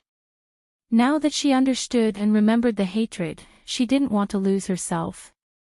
No matter how dark it was, how painful it was, she had to be clear-headed. Even if she was destined to be a supporting female character, even if she couldn't distinguish the future, she had to remember this hatred in order to continue walking. But she would never be blinded by hatred. In a world full of despair, she would choose to die together with everyone. In a world with a trace of warmth, she wouldn't give up on living, unless she reached the end of her life. If it was a world with warmth from the beginning, she would definitely make this world better. When he thought about it again, he felt especially sad. If he was like a human, with a body and eyes, and could cry, he would probably cry for an entire day when he thought about every dark world. "Host, how did you survive in the past?" he thought in his heart, and unknowingly asked. He quickly changed his words, "Let's not talk about this." "Host, I shouldn't have asked." Tanguo laughed, "Tongzi, you're becoming more and more like a human." Sigh, "I can't help it, I leveled up too quickly, I feel like a human too." He was very complicated, being like a human was good, but not good. Tanguo smiled, "What's the point of thinking so much? I still haven't figured out your origin and factory address. If your program is messed up, I can't fix it." "Host, you're joking, I don't think I'm bad." The system complained crazily, "How could it be bad? It couldn't be bad. If it was bad, who could accompany the host forever?" Thinking about that kind of scene, it felt very sad and wanted to cry. Sob, it was a system, it didn't even have tears, what was there to cry about? Agwagwa. Yinyao walked over and sat beside her. "What are you thinking about?" "I'm thinking about when the beast tide will come." Tanguo said, after the beast tide subsided, it would be time for Olga to get into trouble, then it would be time for her to leave this place. Calculating the time, it was less than half a year, it was actually quite fast. She glanced at Yinyao and smiled, "High Priest. What do you want to say?" Yinyao didn't avoid this beautiful little face. If it wasn't for the fact that they were surrounded by beast men, he might have wanted to touch it. Tanguo laughed more and more happily. Intuition told Yinyao that the following words were not good. "High Priest, I haven't finished answering your question from last time. What do you want?" Before Tanguo could finish her question, Yinyao stood up and glanced at the many curious tribesmen around him. His ears turned red. Agwagwa. "Hey, High Priestess, are you going to answer me?" Yinyao clenched his fist. "No." He bent down and whispered, "Next time, if you want to ask me a question, ask me in private. Don't do it in front of so many members." Tanguo thought that he would refuse. She did not expect him to say that. She was overjoyed. "Okay, I'll ask you alone in the future. I'll go to your place." Yinyao's heart was tickled. He quickly stood up, turned around and entered the cave. "I still need to study the animal skin I got last time." Actually, he was almost done studying it. He walked in quickly, afraid that the little female would chase after him and ask loudly, "High Priest, who do you want to mate with?" When the time comes, you don't have to guess, they will definitely attract the attention of all the members. The Lado tribe had settled down for the time being. One night, Gain sneakily brought the shy Ning Luo out. The black wolf, who was not asleep, also opened his eyes. Perhaps because he was worried, he quietly followed behind them.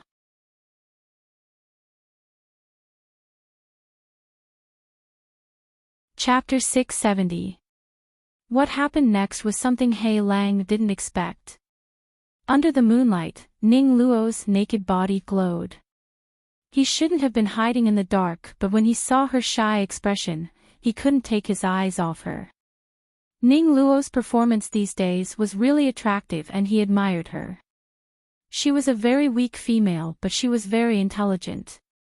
Not only did she teach them how to make useful weapons and traps, she even knew how to treat small injuries.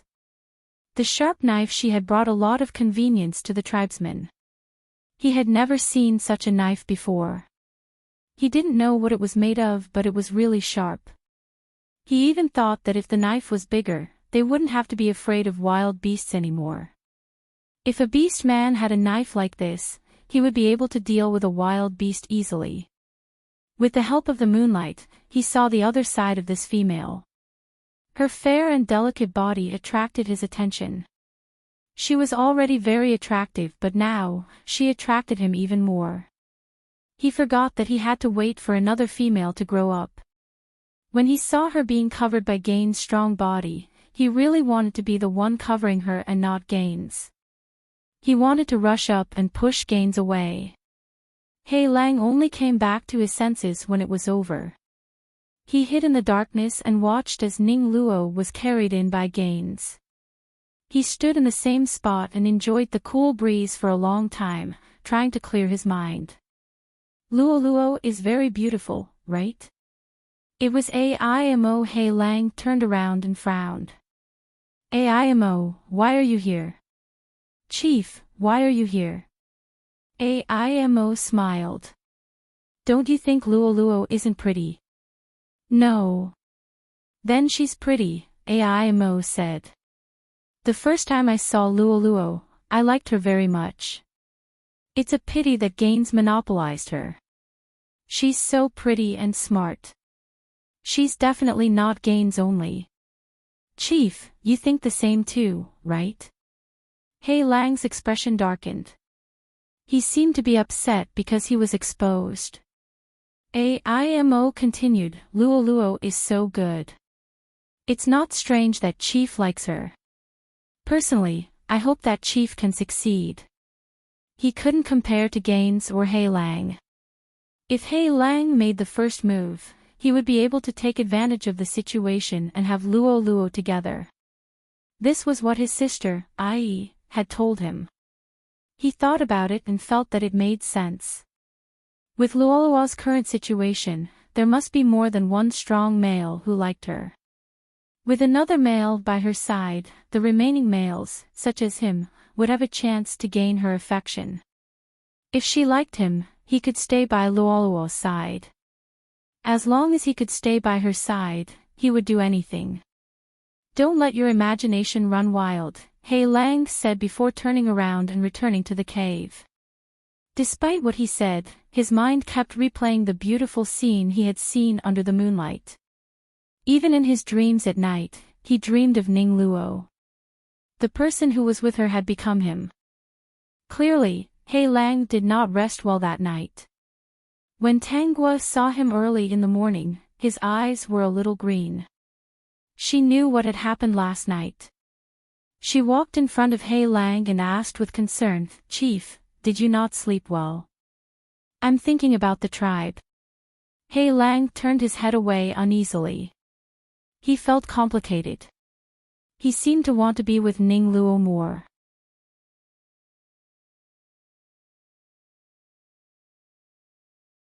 Chapter 671.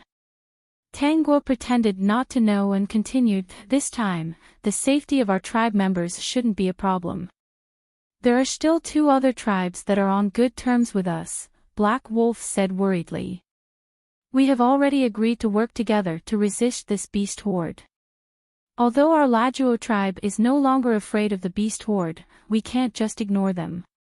At this moment, Ning Luo came out of his room and happened to hear Black Wolf's words. "Chief, you're really loyal." Ning Luo smiled. "Since they're all friends, why don't you let them come here too? This way, we can look after each other. We can't live in the cave. Since we still have time, we can carve out some space outside and set up some traps around it. There shouldn't be any problems." Black Wolf nodded. "I think so too. They're already on their way here. So you've thought of this too?" His cold face unknowingly revealed a smile at Ning Luo. Tangguo lowered her head slightly and smiled without saying anything. "Chief, let's go out and see how we can carve out some space for our new members." Ning Luo thought of the cave inside the mountain. "I think the space inside the cave is still very big and there aren't many people living there. Why don't we all squeeze together and carve out some more space? Isn't the distance between the rooms a little too far?" Black Wolf stood quietly in the same spot and frowned. He seemed to be thinking about whether Ning Luo's suggestion was feasible or not. Previously, he thought that since the Lajuo tribe was the one who discovered the cave, the Lajuo tribe would definitely prioritize the members living in the cave. Unless the members of the other two tribes were injured in the fight against the beast horde. Only then would they settle in there. However, after hearing Ning Luo's words, he seemed to be convinced. Actually, the cave inside was really big and the distance between the rooms was quite far. They could definitely carve out more space. It might work. Before Black Wolf could finish his sentence, he was interrupted by Tangguo. "Chief, if you're not afraid of the mountain collapsing, you can carve out a few more small spaces. It's best if you hollow out the entire mountain. This way, not to mention 3 tribes, even 30 tribes would be able to live there." The places that could be excavated were all calculated by her and Yin Yao.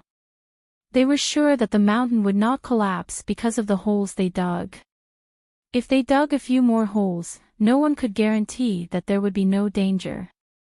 When the mountain collapsed, it would no longer be a matter of the beast horde. It would be a matter of whether the people of the Lado tribe would be crushed to death by the mountain before the beast horde arrived. Apparently, Ning Luo didn't think of this.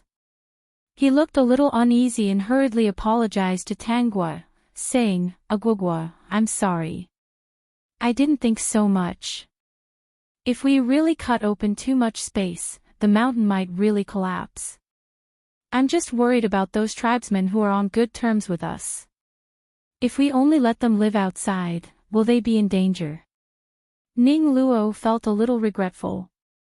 She didn't expect the consequences to be so serious. She didn't want the mountain to collapse.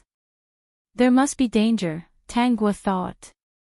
However, the Lado tribe did not give up on each other even after they found a refuge. They even worked together to resist the beast horde. This was already extremely benevolent. Where did this Ning Luo come from? He already needed others to protect him, yet he still wanted to save the world.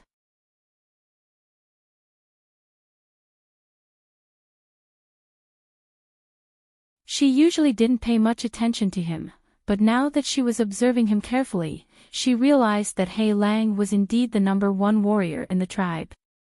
Not only was he handsome, but he was also very tall.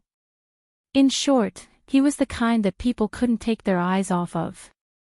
Looking at her, her cheeks became a little red, and she quickly looked away. It's really lucky for Aguagua to be liked by the leader, but her temper is really not good. I wanted to be friends with her before, but she didn't want to. She doesn't like to play with other people. If Ning Luo wants to make friends, you can find other people in the tribe. They are all very friendly. After a pause, He Lang added, "Actually, I was just joking about waiting for Guogua to reach adulthood. Ning Luo, you don't have to listen to other people's nonsense." After saying that, he looked at Ning Luo nervously.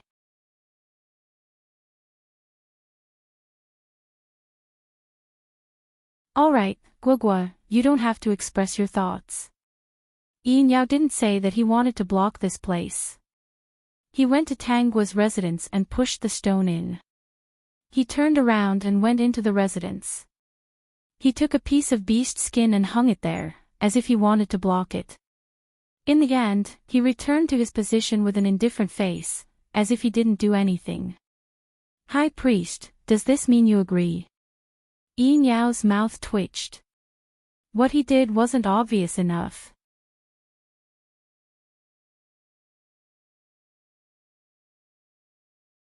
Chapter 674. Ning Luo followed He Lang every day, giving ideas to the tribe and setting up various traps.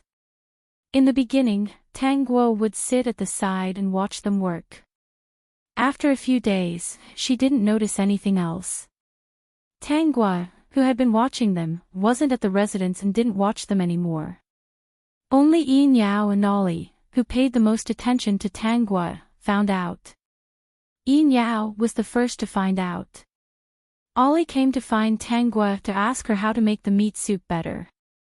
Only then did she find out that Tang Guo was missing. When the sun was about to set, Tang Guo came back and asked her what she was doing. She said she went out to play. Ollie was easy to fool, but Yin Yao wasn't. The next day, when Tang Guo went out again, he chose to follow her secretly. Of course, before he could take 2 steps, Tang Guo turned around and stared at him. Yin Yao said, "I'm afraid you're in danger." "Guogua, what are you going to do?" Tang Guo walked to Yin Yao's side and grabbed his arm. "High Priest wants to know. If you're willing to tell me." Yin Yao said. Tang Guo smiled. "Look at this, how artistic." If she wanted to tell him, it meant that if she didn't want to, he wouldn't force her. What a cute guy. "I'm going to the mountain." Tang Guo pointed at the top of the mountain. "High Priest, do you want to go with me?"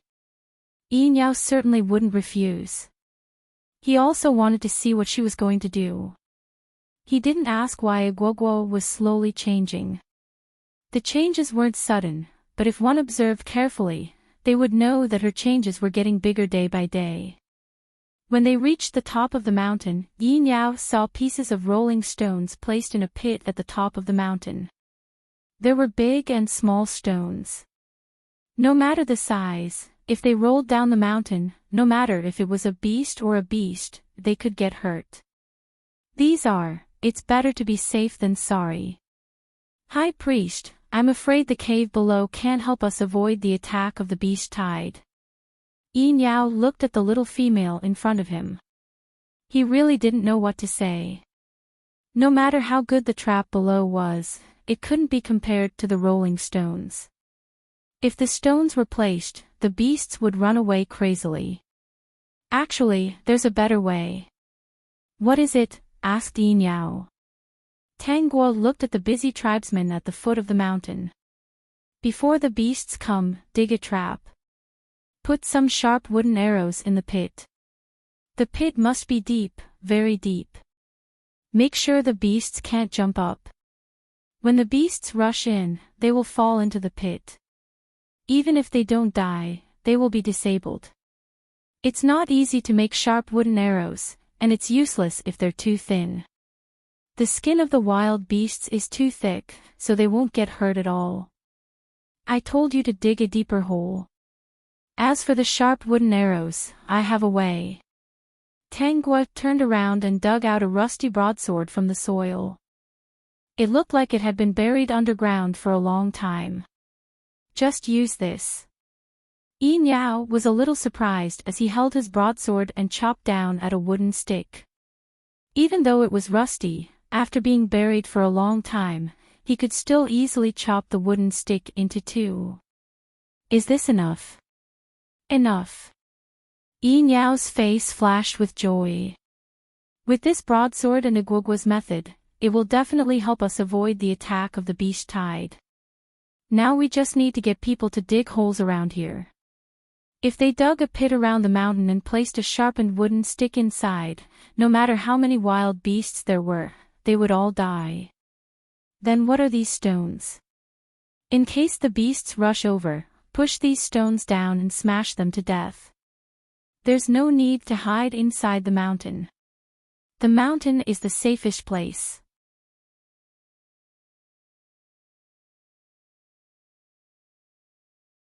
Teet, teetesti, teetesses, s. Teet, est, the hole was dug, the trap was set, and there was even a layer of withered grass on top. From afar, it really didn't look like there was a big hole inside. Inside the cave, the tribesmen of the other two tribes did squeeze in. Most of them were cubs who couldn't transform into human form, underage, and breastfeeding females. Perhaps because the beast tide was coming, there weren't any conflicts in the short period of time, and they got along quite well.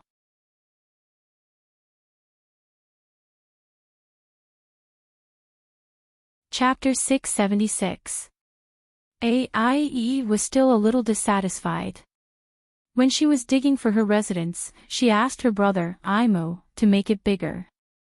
In the end, the black wolf took a look and arranged for a lactating female and her 3 cubs to move in. It was originally quite spacious, but after the mother and children moved in, it wasn't so spacious anymore. Aie smiled at them on the surface, but in her heart, she resented Ningluo. Those little cubs howled every night, making her unable to sleep at all. Not only that, she went out during the day, and when she came back, she saw those cubs jumping around in her residence and biting her things.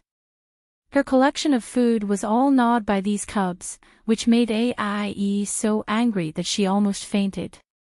No matter how dissatisfied she was, she couldn't chase them out at this time. That would make the other members of the tribe look down on her. She thought that someone would be arranged to move in with Tangua, so she took the opportunity to ask Tangua. My residence is very small. Chief came to see it and said that it can't accommodate one more person. Tangua said with a smile. When they were digging, she had measured it herself to make sure that it could only accommodate one person. Aie didn't believe it and followed her to see. In the end, it was true that it could only accommodate one person. Aie was satisfied. She couldn't help but complain to Tangua, Ningluo's idea is really not good. She tried to encourage Tangua to go against Ningluo. Agwagwa, if your residence is big enough, other members will definitely move in. But we didn't move in. Tangua smiled. Chief agreed to this. If Aie is still not satisfied, you can raise it with the chief. I don't want to go against Chief's wishes, but I think that Ningluo didn't consider our own members when she made this request. Aie sat beside Tangua. Agwagwa, why don't you talk to Ningluo? Her request is a bit too much. Although her residence is in the cave outside, her residence is quite big and can accommodate several people. Tangua narrowed her eyes. Why should I talk to her? Aie was speechless. She did not expect Tangua to say that. Agwagwa, don't you think Ningluo is stealing your limelight? You were the one who came up with the idea of digging a pit as a trap. You were also the one who suggested using rolling stones to attack the beasts. You were also the one who picked up the sharp knife. However, Ningluo seems to be more popular than you. I think it's necessary for you to prove your status and your contributions are more than Ningluo's. The whole tribe should be grateful to you. How long has Ningluo been in the tribe? He's already so popular. Gwagwa, your parents are warriors of the tribe, and you're the daughter of a warrior. How can you lose to Ningluo? Aie seemed to be defending Tangua. No matter what Aie said, Tangua didn't agree. Aie, if there's anything you're dissatisfied with, you can tell Ningluo directly. Why must I do it? After talking for so long, her saliva was dry, but Tangua was still unmoved. Aie didn't want to talk anymore.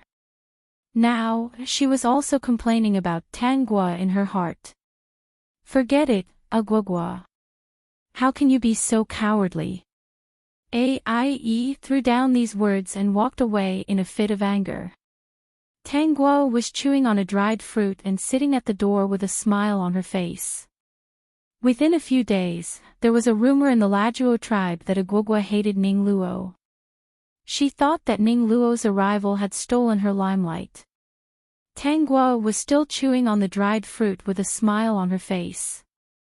It was not a big deal. In the beginning, Aie had been trying to sow discord between them and Agwagwa. Although she didn't manage to do so, she still achieved the same effect. Within a few days, no one cared about this rumor anymore. This morning, all the members were awakened by the vibration.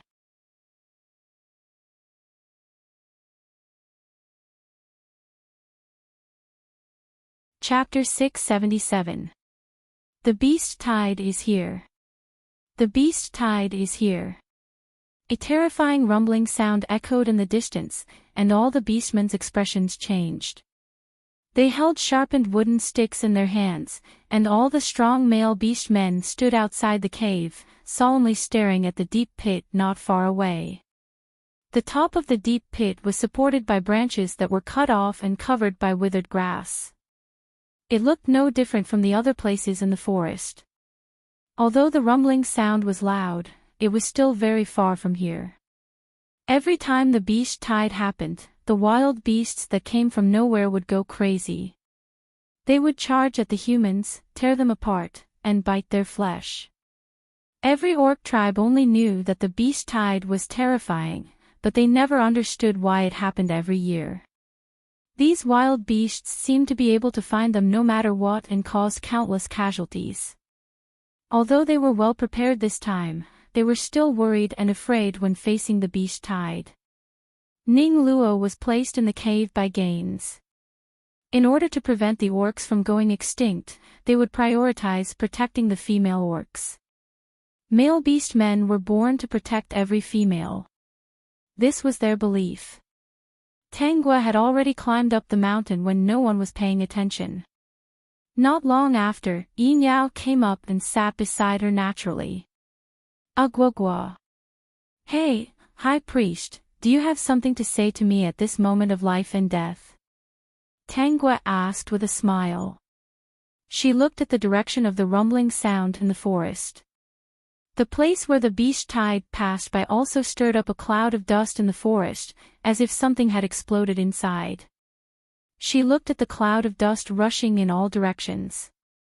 One of the clouds was rushing towards their mountain. She held her chin and thought. These wild beasts obviously couldn't see where they were, but how could they accurately find their location? It was really strange. Agwagwa, you're distracted. Yin Yao reached out and knocked on her forehead. He didn't put his hand down. Instead, he placed his hand on her head and gently stroked it, as if he was stroking a kitten.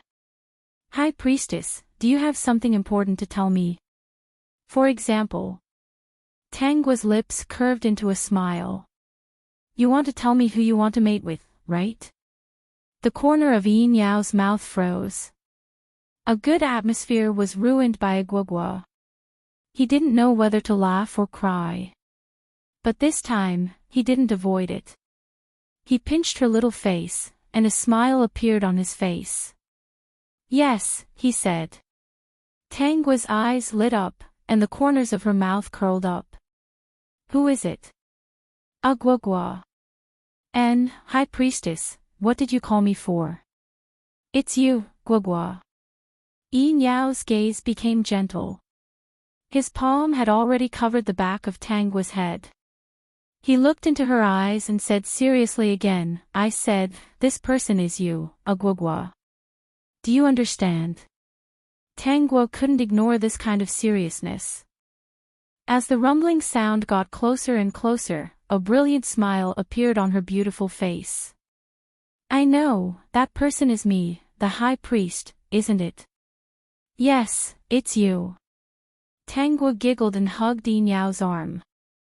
She tilted her head and said, High Priest, you finally admitted it. Agwagwa, are you sick? Yes, I am. Tanguo raised her chin. I really have an illness where I feel uncomfortable without seeing you for a day. I even miss you. Hearing this, Yin Yao laughed. He looked at the approaching cloud of dust in the distance. After the beast tide passes, I'll leave for a while.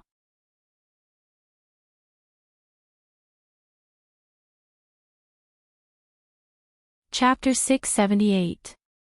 Where are you going? Asked Tanguo. In the book, it was written that after every beast tide, Yin Yao would leave the tribe for a period of time, roughly 1 to 2 months to half a year. As for what he was going to do, in the first half of the book, there wasn't much description of Yin Yao. His origin and ending weren't explained at all. Yin Yao paused and kept his smile. I'm going to investigate a secret. What secret? He knocked on Tangua's forehead. Agua is really curious. The secret of the beast tide. He didn't choose to hide it. They had already confessed their feelings to each other just now. She wasn't an adult yet, so there was no need to rush. When she was an adult, they would hold the formal ceremony. Tanguo was surprised. The secret of the beast tide. Yes. Yin Yao nodded and looked at the rolling dust that was still approaching. I've been through many beast tides. I should say that I've been through countless beast tides with my father since I was young. Once, my father realized that there was something wrong with the beast tide that appeared once a year. No matter where the tribe members hid, those beasts would rush towards them. What was even stranger was that no matter how badly the tribe was hurt, there would always be some people left behind in the end. The beasts that were obviously ferocious retreated quickly as if they had received some kind of order. When my father was still alive, he would look for the secret of the beast tide every year, said Yin Yao in a low voice, but many years ago, he went out once and never came back. I only found records about the beast tide in his residence and inherited everything from him. If something happened to my father, then I should inherit everything from him and continue to look for this secret.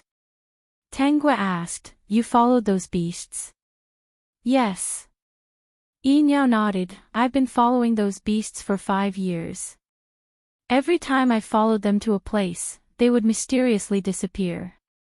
But every time, I could keep a distance from them. If I continue to follow them, I'll find the secret of the beast tide attacking the tribes sooner or later. Tanguo was also curious about this world. Previously, she thought it was an ordinary beast world. According to what Yin Yao said, it wasn't that simple. Tongzi, is there any hidden plot related to this world? No, dear host, this is a book of the beast world. The content beyond this book is blank. If you want to ask how old Yin Yao is before it wets the bed, I think I can find it. As for the secret of the beast tide, this book did not mention it at all. In fact, the system was also puzzled. It had never encountered such a situation before. Could it be that the beast tide was a conspiracy? Then what was the purpose of this conspiracy? Tanguo rested her chin on her hand. I'm a little interested. I haven't seen anything interesting in a long time. Every year, there would be a beast tide at a specific time. Interesting. Who was doing this for what reason? What was the other party's goal? Boom boom boom, it was the sound of wild beasts galloping. Tanguo and Yin Yao both felt the tremor of the mountain. The surrounding plants were shaking because of it. Yin Yao subconsciously pulled Tanguo into his arms. The two of them stared down at the same time, only to see dust flying up from the deep forest in the distance. Then, all kinds of wild beasts came running out, looking fierce. Trees crashed into trees, rocks crashed into rocks. They rushed towards their position as if they were crazy.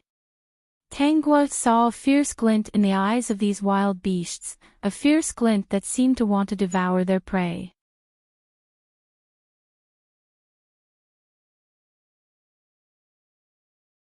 Chapter 679. The members of a few tribes became nervous as they watched the ferocious beasts rushing over. Their bodies were tense. Even though they had dug many traps, they could not guarantee that they would be able to deal with all the beasts.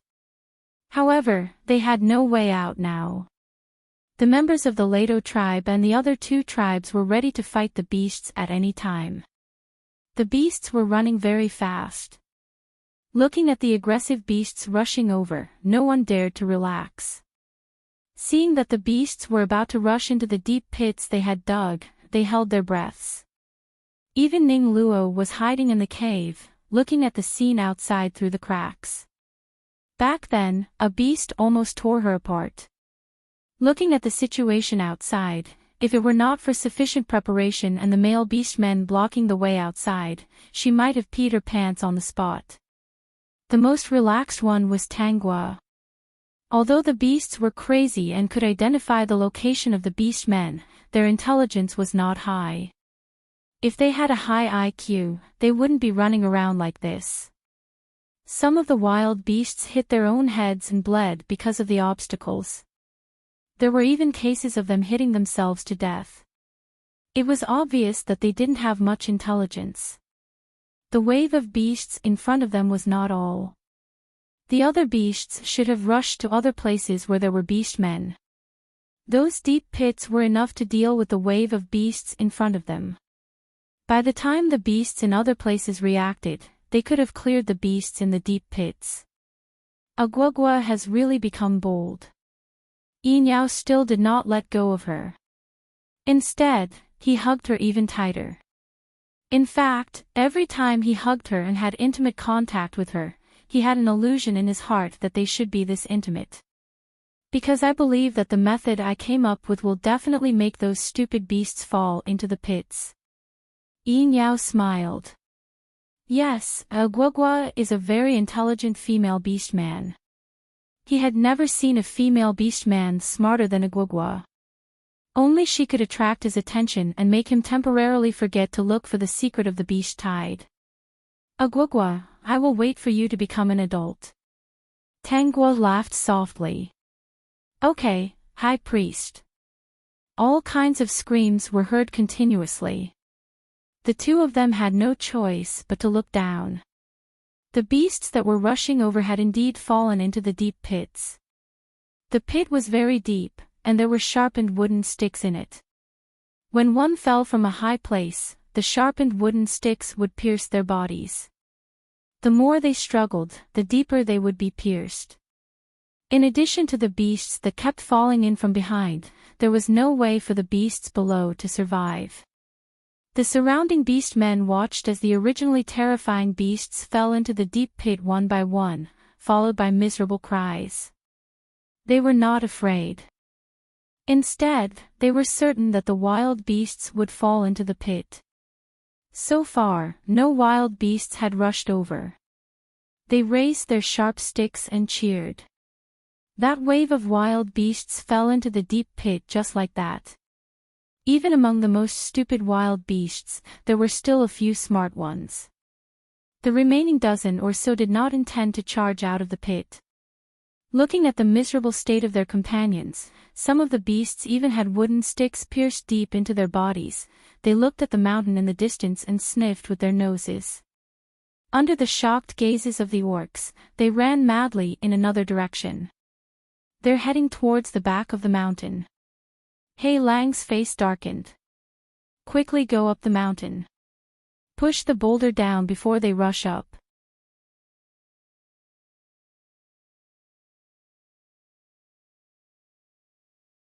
Chapter 680. The tribe members quickly ran up the mountain. By the time they reached the top, Tanghua and Yinyao had already pushed the rolling stones down and killed the last dozen beasts. Looking at the bodies of the beasts, the beastmen heaved a sigh of relief. They looked at each other and laughed happily. When Hei Lang came up and saw the situation, his cold face couldn't help but smile. Soon, his expression became serious again. There were still many days before the beast wave. Let's take advantage of the fact that the beasts in other places haven't discovered the situation here. Let's get the beasts out first and kill the ones that aren't dead. We'll move them aside and set up new traps. Just like that, after a few days of cleaning and setting up traps, the surroundings of the mountain returned to the way they were before. Seeing that the beasts didn't come here for the time being, they continued to dig deep pits at the back of the mountain. Hei Lang even had a bold idea. From now on, they would use this place as a base to develop the tribe. In this place, they could climb up the mountain and see all directions. The space in the cave was enough for the members of the Lado tribe to live in. They could usually build houses outside and store food in the cave. Once the beast wave came, they could use today's method. In this way, the members of the Lado tribe wouldn't have to sacrifice themselves when the beast wave came. Hei Lang thought this way. The leaders of the other two tribes naturally thought of this as well. They were originally very grateful for the help of the Lado tribe, but now that they saw the benefits of this place, they couldn't help but want to occupy this place. This place was actually not big. They could barely live in it to avoid the beast wave. If they wanted to survive, it couldn't accommodate the people of the three tribes at all. If the members of the three tribes didn't decrease after every beast wave, then their numbers would only increase. A few days later, more wild beasts rushed over. These wild beasts were still rampaging and finally died in the deep pit. After they were cleaned up, on the 15th day, the beast tide came again. This time, none of the members were worried. Many of the members even sat outside lazily and chatted. From their expressions, it could be seen that they were thinking, "Look, there are idiots coming to die again." This time, they didn't lose a single member in the beast wave. They even obtained many beasts.